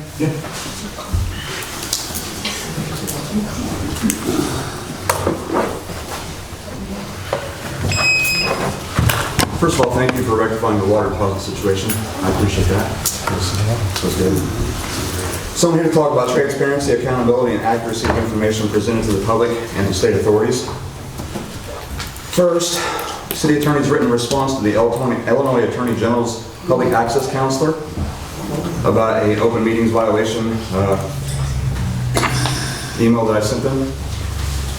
States that Alderman Goins met with Mayor Courtney to discuss city business, including a FOIA request, and that Alderman Fritsch later joined and asked about a recent Illinois EPA notice of violations. This is according to the letter Mr. Neal sent to the Attorney General's office. During the 11th of December council meeting, I asked whether city business was discussed and the 3 men were present. Alderman Fritsch responded no. That's on video. Both statements exist in a public record. They can't both be true. The letter describes the meeting as brief, 10 to 15 minutes in the morning. However, shortly before 2 p.m. that day, I was alerted by a resident that 2 aldermen were meeting with the mayor. So I called shortly after 2, so did Mr. Volkman, and only after our inquiries did the Alderman Goins and Fritsch leave the mayor's office. If the letter is factual, then the meeting did not last 10 or 15 minutes. It spanned hours and ended only after outside inquiry. It did not end organically. I wonder why. The timeline presented to the Attorney General does not align with documented events. The letter also compares this to a chance coffee shop encounter. This was not an accidental public meeting. It was a discussion of active city business inside the mayor's office during business hours. That comparison is not persuasive. During the same December 11th meeting, Alderman Fritsch agreed on video that he voted against the motion by Alderman Volkman because he does not like him saying damn right. At the January 8th, 2026 meeting, also on video, he denied that. Again, both of those things can't be true, and I have video of both. Next, internal controls. Alderman Volkman and I interviewed recently Illinois gubernatorial candidate Darren Bailey on our podcast. It was an interesting evening. Off camera, I told him that this council voted against time clocks for hourly employees. His surprise and shock reflects the common opinion that I've had from residents in the community. Just blown away that you wouldn't want to keep accurate time. Timekeeping systems are a standard, and I think the council should revisit that decision. Regarding the recent vacancy appointment, state law prohibits, as you know, individuals with felony convictions from serving as aldermen. Despite that, the mayor nominated someone who was not eligible, when at least 2 other qualified candidates had expressed their interest in the position, both of which with public service experience, one with over 2 decades of public infrastructure experience, as well as being a mayoral candidate appointee to a government planning commission for over 2 years, retired as a fire captain. The man was extremely qualified. disagrees with me on a lot of things politically, but I think he is the best choice for the council. I think he's more qualified than anybody currently on the council to serve that particular position. No offense to the people on the council. So the result was unnecessary public embarrassment of an individual when the eligibility was raised. Eligibility should be verified before a nomination is made. I agree with the motion Mr. Volkman made. Finally, the wastewater treatment plant.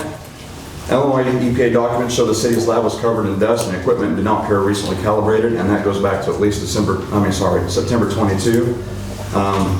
No public documentation has been produced showing calibration during that period, if at all. Discharge monitoring reports continue to be submitted. The mayor has stated that it was a mystery where that data originated. We understand now tonight that those bench sheets were on Aaron's laptop, but he couldn't produce them when the EPA investigated. If the lab was not properly calibrated or operational, the public deserves answers. Where did the data come from? Where are the lab bench sheets? And what documentation supports the submissions? Public records also show that the city filed a responsible operator in charge change for the public water supply in August of 2018, days after our previous operator resigned, but has so far failed to file the change of responsible operator in charge for the wastewater plant. That raises some questions. Why? Obviously, they know that that form is necessary to the EPA. Why was it not? And you weren't the mayor then, obviously not your fault, but it needs to be rectified under your leadership now. So I think a lot of this raises questions about transparency and honesty, and I'd like to see that this council fix several of these issues. Thank you. Thank you.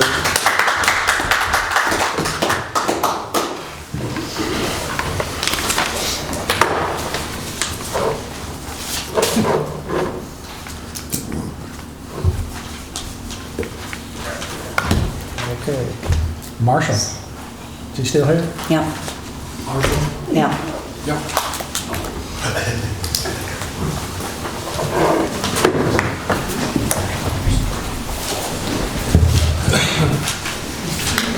Thank you for letting me speak, by the way. Thank you for coming. My name is Marshall Pearson. I've been in Lawrence County since 1980. I've come to Lawrenceville City 4 years ago. Live in the city now.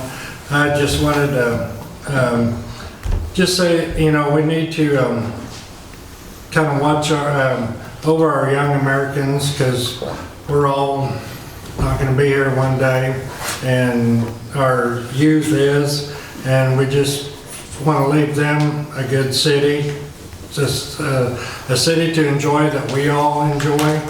I believe, you know, Lawrenceville is a great city, but we have some issues. We just need to look at our infrastructure. We got to take care of the businesses we have, the businesses that may come to our area. Right now, just looking at my notes here, Boshuku, I'm probably not saying that right, but you know, they're our bread and butter for many people out here in the area. Walmart, our restaurants, right down to the girl that cuts my hair. Thank you, Rachel Michelle. And we got to take care of all the little guys, and the prospect of, you know, any new businesses coming into us, because right here, I've got it wrote down, many agree, some may disagree, but there's initials here that kind of is tearing this whole state apart, and it's JB. Does not, you know, he's wanting to tax our grocery bags. Taxes on tax. You know, we just have to, you know, stick to our guns and all that, watch our water quality, our sewers. I live on 10th Street. I'm one that was walking in water knee deep. I took that as, you know, it's a monsoon. We can't change Mother Nature. They ruined my furnace. I got it fixed. But I just want to look forward to getting everything fixed. maybe everybody getting the backflow.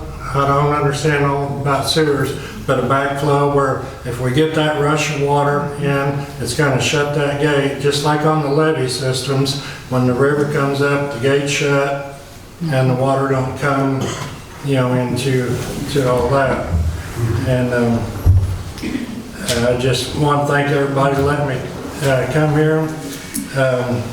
I got to, I clocked out on my time clock early from work. ADP, good company, so had to get that little dig in there, sorry. But thanks for listening to me, y'all. Thank you.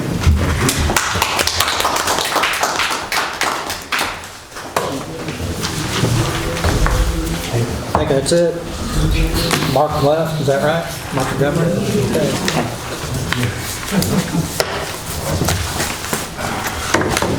Council reports, Mr. Volkman. Yeah, got a couple issues. A wiser man might not even bring this up since it's wasn't brought up tonight, but I'm going to get this out there. I want to address a rumor that's going around that I appointed someone in 2019 or 2020 to the council who had a felony. First of all, I don't have the authority to appoint anyone to the council. The mayor recommends his choice and the council votes on that recommendation. Secondly, I and the rest of the council at that time, of which Mr. Courtney was a member, as well as many of you that are here now, voted to approve that mayor's choice to fill that position.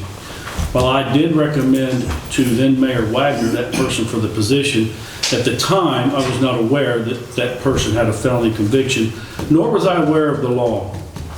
I was ignorant of the law. I didn't know the law back then. That person's conviction is not even on LawrenceCountyJudiciary.com. That person came from out of the area.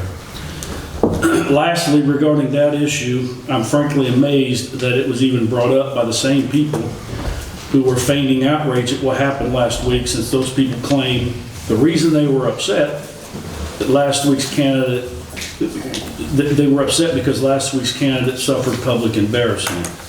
If that was truly their concern, why would they bring another person into this discussion, risking embarrassing that person who hasn't even been a member of this council for some time? I'm curious to know why the mayor reached out to that person and questioned them about their felony. Do you want to comment on that? I just had a conversation with her, that's it. She was concerned, that upset her. She thought she was in trouble. I'm trying to, You might want to apologize to her. I've had conversations with her. Could it be that those people might have a hidden agenda, or that they are simply upset that someone they wanted on the council wasn't legally qualified? On another topic, there are some misguided people in our community who have criticized in nasty, vulgar, and even physically threatening terms myself, Mr. Campbell, and others with whom they disagree. Their attacks are personal in nature, as they are either incapable or not interested in honest, mature debate on any issues that I've addressed and am still addressing. To those people, I say either step aside and allow others to deal with the issues of the community, or better yet, and I mean this sincerely, make the effort to get educated on the issues and participate in the debate in a mature and honest way. I'm willing to sit down with anyone who will pledge to be open-minded enough to hear me out, and I pledge the same to them. I'm grateful to one person who did that recently. We met for over 2.5 hours, and this person knows who I'm talking about. And I discussed things in an open and cordial way. We did. I welcome that person to share anything that we discussed with others if they would like. A wise man once said, when the debate is lost, slander becomes the tool of the user. Mr. Fritsch, I want to extend you the courtesy of allowing you the opportunity of correcting something that you said at last week's meeting. When I said at the very beginning of my statement, I'm not here to disparage or denigrate anyone, do you remember what your reply was? You replied, yes, you are. I hadn't even expressed my objections to the candidate yet.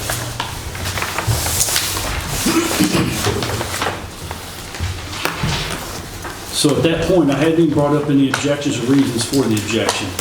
If you really believe that I was here to disparage or denigrate anyone, please tell us now who who you're referring to and what disparaging comments did I make. Or take this opportunity to restate your position. I didn't disparage or denigrate anyone, and I want to get that out there. Do you have any comments on that?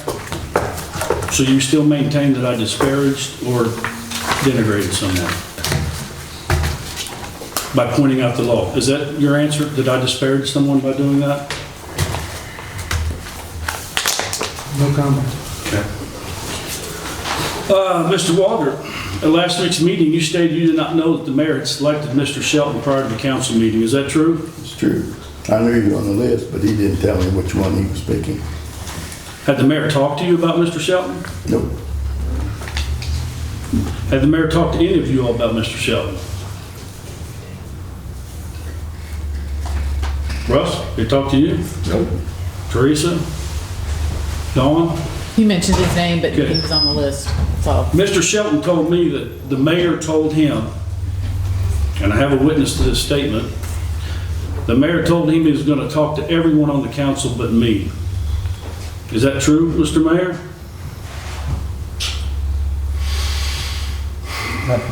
Did you make a concerted effort to not include me in consultation? No. I talked to other people about that he was in consideration, but did not. Why didn't you talk to me about him or the person that I brought up? Didn't have a chance to talk to you, Dwayne. So did you tell Boyd Shelton that you were not going to talk to me about him, that you were going to discuss with all the rest of the council his recommendation? I don't recall that specific. You don't recall that, okay. You also stated that I should have extended common courtesy by addressing his selection's ineligibility earlier. Number one. You still talking to me? Yes, sir. I was not aware who the selection was. I came prepared with notes to vote against anyone who is not, in my opinion, as qualified as Matt Bruff. I had a stack of papers here. I was willing to talk about anyone he brought up, and only of the people that I'd heard of through the rumor mill. I'd only heard 3 names. 1 was through rumor, and 2 were from the candidates themselves. When I was notified of the meeting 2 days before, I asked who the candidate was, and I was told that name wasn't announced yet. Yet you spoke to other people on council. John did not know. Okay. So regarding common courtesy and respect, I guess, this isn't just you, Mr. Walter, but I'm addressing your common courtesy comment last week. You kind of set me out there, and I wasn't being disrespectful to anyone. I did not know, no one had come to me and talked to me about any of these candidates, yet I submitted in writing a suggestion to the mayor, and he did not get back with me on that person. So, have you or anyone on the council shown the courtesy and respect to the Horns, Durants, and Rodriguez's by taking a deep dive to look into their situation, like looking at all the reports, letters, calling the risk management company, or even talking to them at length? According to them, no one has. One group is out of town tonight, and the other one had a prior commitment, or they would be here to speak on it themselves. Where is the courtesy and respect to the community by not appointing someone with Matt Bruff's qualifications to the council? Where's the courtesy and respect when, as reported by a constituent to me, that they were told by an alderman the city couldn't pay for their sewer damage to their home? The rationale was because every Tom, Dick, and Harry would want paid. Those are things that I think are not common courtesy or respect. So with that said, I want to read a little bit of each of these other 2 candidates. How many candidates were there, Mayor? 3. Okay. I talked to several other people, but they didn't want to get involved. Okay. Mr. Bruff, for the record, for anyone who doesn't know, he's had a career in utilities since March of 22 when he was a laborer at the Bicknell wastewater plant. He was a firefighter from 2002 to 2018 and retired as a captain. He had certifications in technical rescue, emergency medical responder, fire officer strategies and tactics, and a hazardous materials technician. He was a wastewater superintendent from 2008 to 2013. He was a mayoral appointment for the Knox County Area Planning Commission for 2 years. He left the city to work for Farbest as a pre-treatment operator. He's currently employed by the Department of Defense at Crane, since 2018 as a wastewater shift operator. He's also wastewater superintendent for Edwardsport, Indiana, as well as operator and pretreatment coordinator for Bruceville, Indiana. He says, I want to be clear that I have no personal alliances or affiliation with anyone in the city. My input has been requested by Mr. Campbell and Mr. Volkman due to my professional experience with operations, laboratory analysis, and maintenance. I contacted him when these EPA issues first came out because I wanted another opinion, someone that I knew had expertise in that area. I've talked to the man twice, and I suspect one of the reasons he wasn't appointed was because, Mr. Mayor, you believe he's associated with me.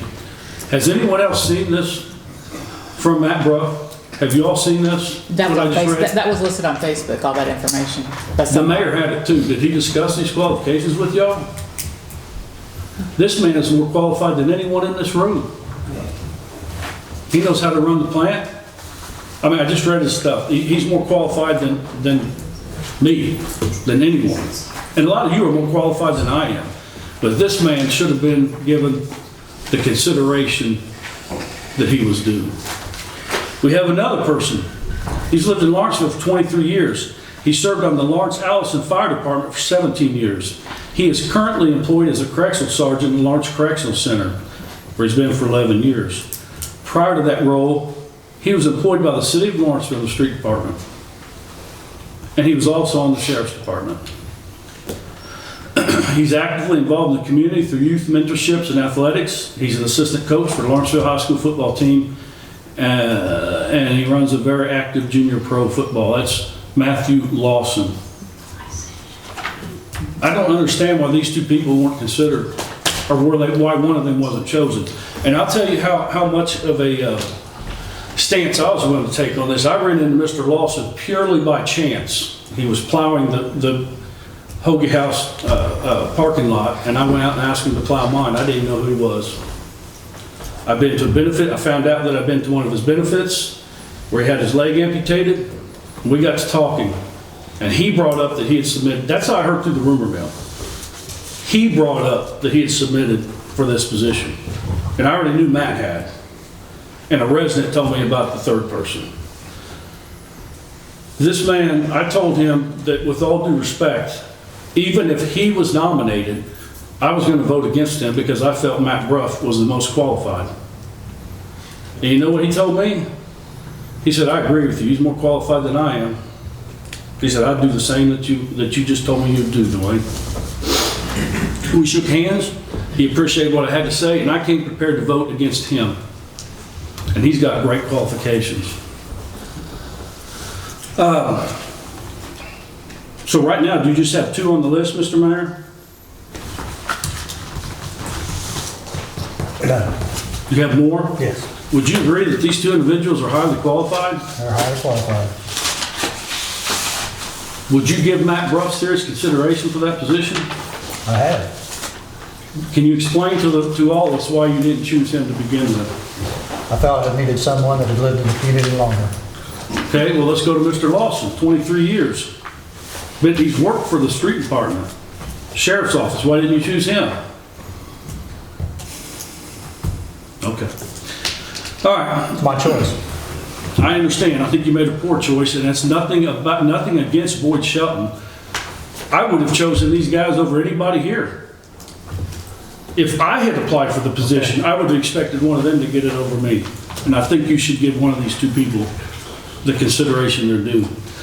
All right. This I'm reading because another citizen who, she wants me to bring this up. She can't be here because she's at work.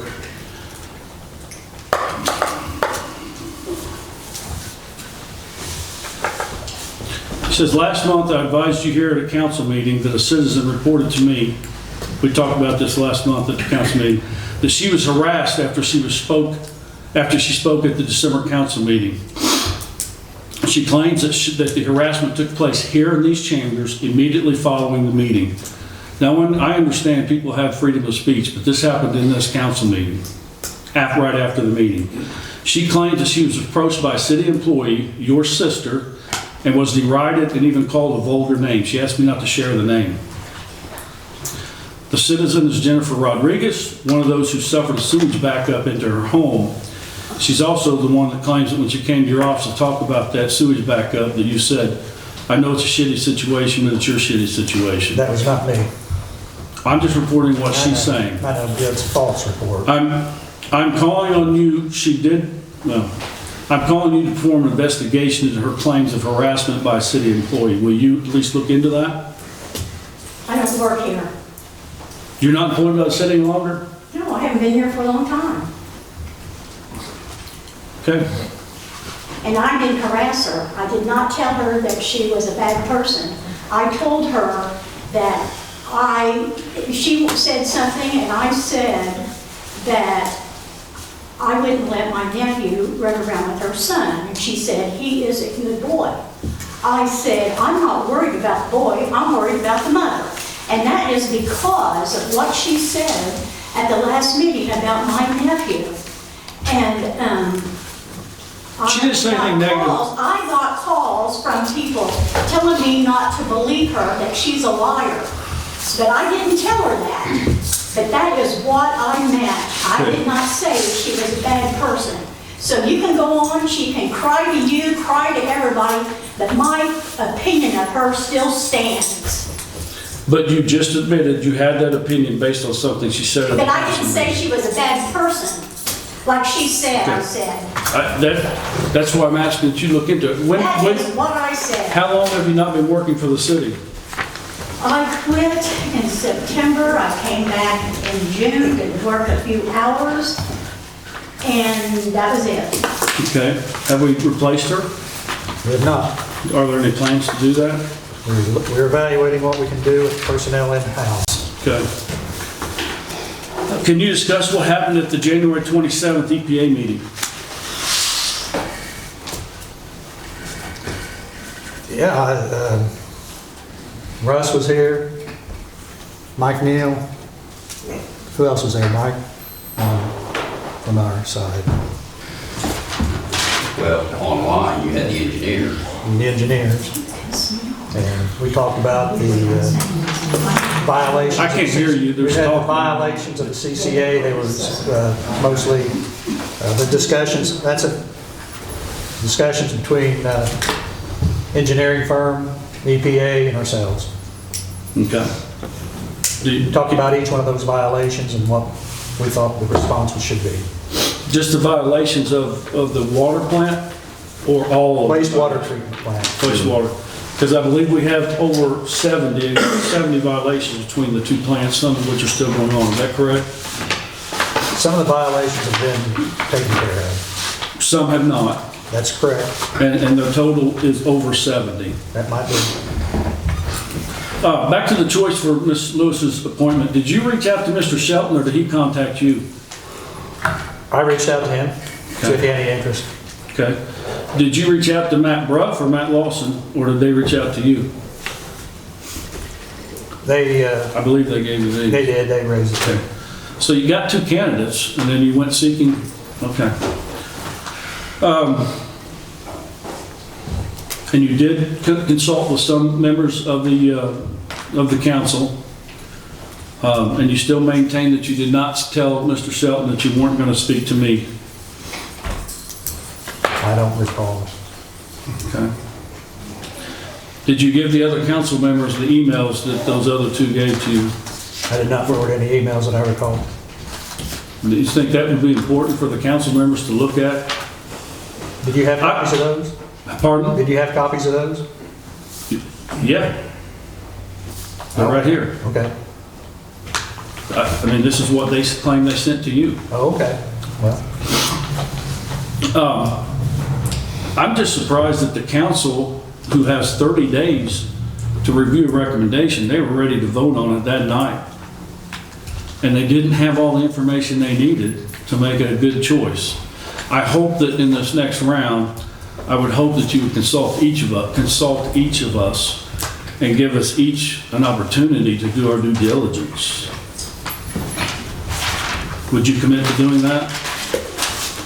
I'll comply with the ordinance. So you will not consult with us on whom you choose? I will. Including me? Yes, sir. Thank you.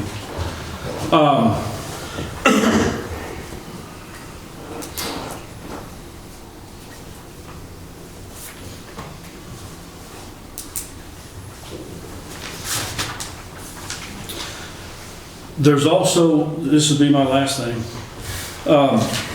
There's also talk out there, even amongst the council, that I don't look for ways to fix things. And I'm here to tell you that's disingenuous. I've reached out to U.S. Senator's office to see about resources to help us. I met personally with Senator Rose today. I sought out Matt Bruff to see if he had any suggestions to help us with the EPA violations. I just want to make that clear that rumor is not true and is disingenuous, and anyone can look at what I'm trying to do outside of these meetings, and anyone that would take the time to sit down with me and look at those things would see that I'm also looking for remedies. And again, I am appalled at what happened last week and the situation that you put me and Mr. Shelton into. I hope that doesn't happen again. That's it. Thank you. Can I address what Mr. Boatman addressed to me? I still contend, Dwayne, that out of courtesy, you could have said that before the meeting. Dave said he did, at the meeting, did not know that you could not put a felon on city council. I believe him. How does he not know that? It says it has to fit. I don't know how he didn't know it. I'm saying he said he didn't know it. I have no reason not to believe he didn't, because if he actually knew it, I don't think he'd try to put it on the council, being under the microscope for the last year and a half. You knew about the felon. You knew he was a felon. You knew there was a law against it. You could have, you said you couldn't talk today. You blindsided not only the mayor, but the council. You could have emailed Dave, you could have called someone, and we could have stopped that meeting before it even happened. Mr. Shelton would not even have been here in the public. And you pointing them out and asking specifically, don't you have a felony against you? No, I did not. That's Yes, a lie. Look at the recording. I said he doesn't have to speak if he doesn't want to, and he said, what would you like to ask me? Go look at the recording before you speak. But you addressed him about the felony. I did not address him. I said he didn't have to talk. But he did. My point is, if you would have brought that up, the meeting wouldn't even been called, because Dave would not put someone in there. You're a lifelong resident of Lawrenceville. Did you not know he had a felony?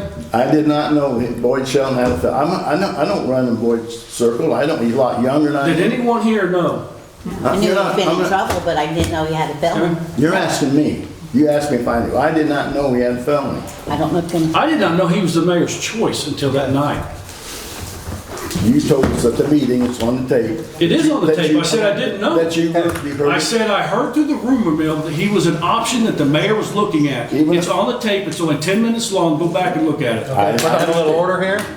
Even if it was a rumor, it could have been addressed, and the meeting could have been stopped, and we wouldn't have this problem right. That's why I asked 2 days beforehand who the person was. Had your talk. Ron, are you, is that? I'm done. I have the opportunity to Mr. reply. Brewer. Yeah, I have a statement I prepared for tonight. First of all, I want to say that I love Lawrenceville. I love how you know many of your neighbors, how as you drive down the street you're greeted by a wave, and how when someone or an organization has a need, this community bands together and works together to help meet their needs. Our town is amazing in part due to the residents of the city. When I chose to run for city council, I wanted to work to better our city. I hope to use my skills to provide a place we could be proud to raise our families. Over the past months, unfortunately, I believe we've lost our way. As in any city or municipality, issues arise, issues that affect each resident of this city. I believe it's how we choose to work through these problems that are going to define us. I believe that once issues are brought to the table, it's important that all, and I stress all, interested parties begin a dialogue to begin developing possible steps to address the issue. I appreciate passion for your beliefs. I also appreciate the spirit of sitting down, hearing each other's views, and beginning to develop strategies to tackle the issue. I know each of you have been involved in situations where you're extremely passionate about. In fact, even after discussion, you're still adamant your views are correct. I believe that together we can begin looking at issues, working together as a council to consider all sides of an issue and how we choose to proceed. It is time personal agendas are put to the side and together we tackle issues. Now we all need to consider that compromise might not have to happen on all sides. Compromise does not mean you give in and accept one side. It means all sides sit down, give and take, and together develop steps to begin working on the issue at hand. It means we address each other in a respectful manner. It means we take the time to talk to the parties involved and not use social media to air our discontent. As a member of this council, I welcome discussions on matters and hope together, let me stress together, we can all begin moving our city forward. Thank you.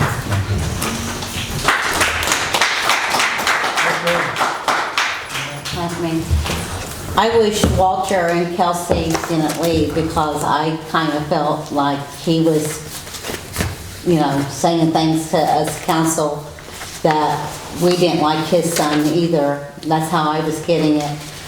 I enjoy seeing his son making baskets and everything else. No, I have not been to Lawrenceville High School boys basketball just because if I go, I probably won't wear red and white, but since that makes any difference. I didn't graduate from Lawrenceville, but I live in Lawrenceville. I've lived in Lawrenceville for the last 37 years. But, I missed a ball game tonight. My niece, that's playing tonight and everything else. So I will probably, if I see him and Kelsey out, I will tell him that I have nothing against his son, but I felt like we was, as a council, maybe I'm the only one that's feeling this way, but I felt like we was being said that we didn't like his son also, and I don't even know his son, but, I'm excited about the boys basketball team. I hope they continue winning. And no, that's all I have to say. I'm like Dawn. I appreciate Lawrenceville, and I want to do it the best I can too. I don't like all this hatred up here. It's terrible. We're all adults, and we're acting like children. Everybody, not just one person. I'm done with it. Mr. Goins? No, I have nothing. Victor? Just like to say that work continues with government officials to acquire money for equipment to address the environmental violations the city is working to fix. We talked to Mr. Niemer. Chief Rose was in town today. Mike Boss has reached out to his associate to work with the city to see what we need and see if they can help us. We're hoping these contacts can work with U.S. senators. That's what Mr. Rose said today. We have to continue to operate this sewer plant that we have. We don't know when the new one will be online, but this one has to stay in compliance and it has to work. So, we're doing the best we can in a bad situation. The engineering is ongoing on that project. That new project will require new sewer rates, and this has been mentioned several times by our auditor, telling us that the sewer rates are way too low, and I'm waiting for a chance to evaluate the possible increase in rates by looking at different options. If that's something that's probably going to be happening, we've given it to the council to evaluate how we're going to proceed with that. So with that said, that's my report. Mr. Mayor, can I say something just real quick? One sentence. I agree with her. Truth and love is what we need. Truth and love. Truth without love is harassment. And love without truth is hypocrisy. So I do agree with her. We need to do it in love, but we need the truth. We don't need no lying and all that junk. We need the truth and love together. And with that, I think she's right. We can do this. Thank you. But Mr. Mayor, Mr. Walter asked me a question, and I wasn't afforded the opportunity to fully respond to him. Well, you'll have to talk about him with him later. I'd ask for a motion to adjourn. Motion. Is there a second? Second. All in favor, say aye. Aye. Opposed? Meeting adjourned.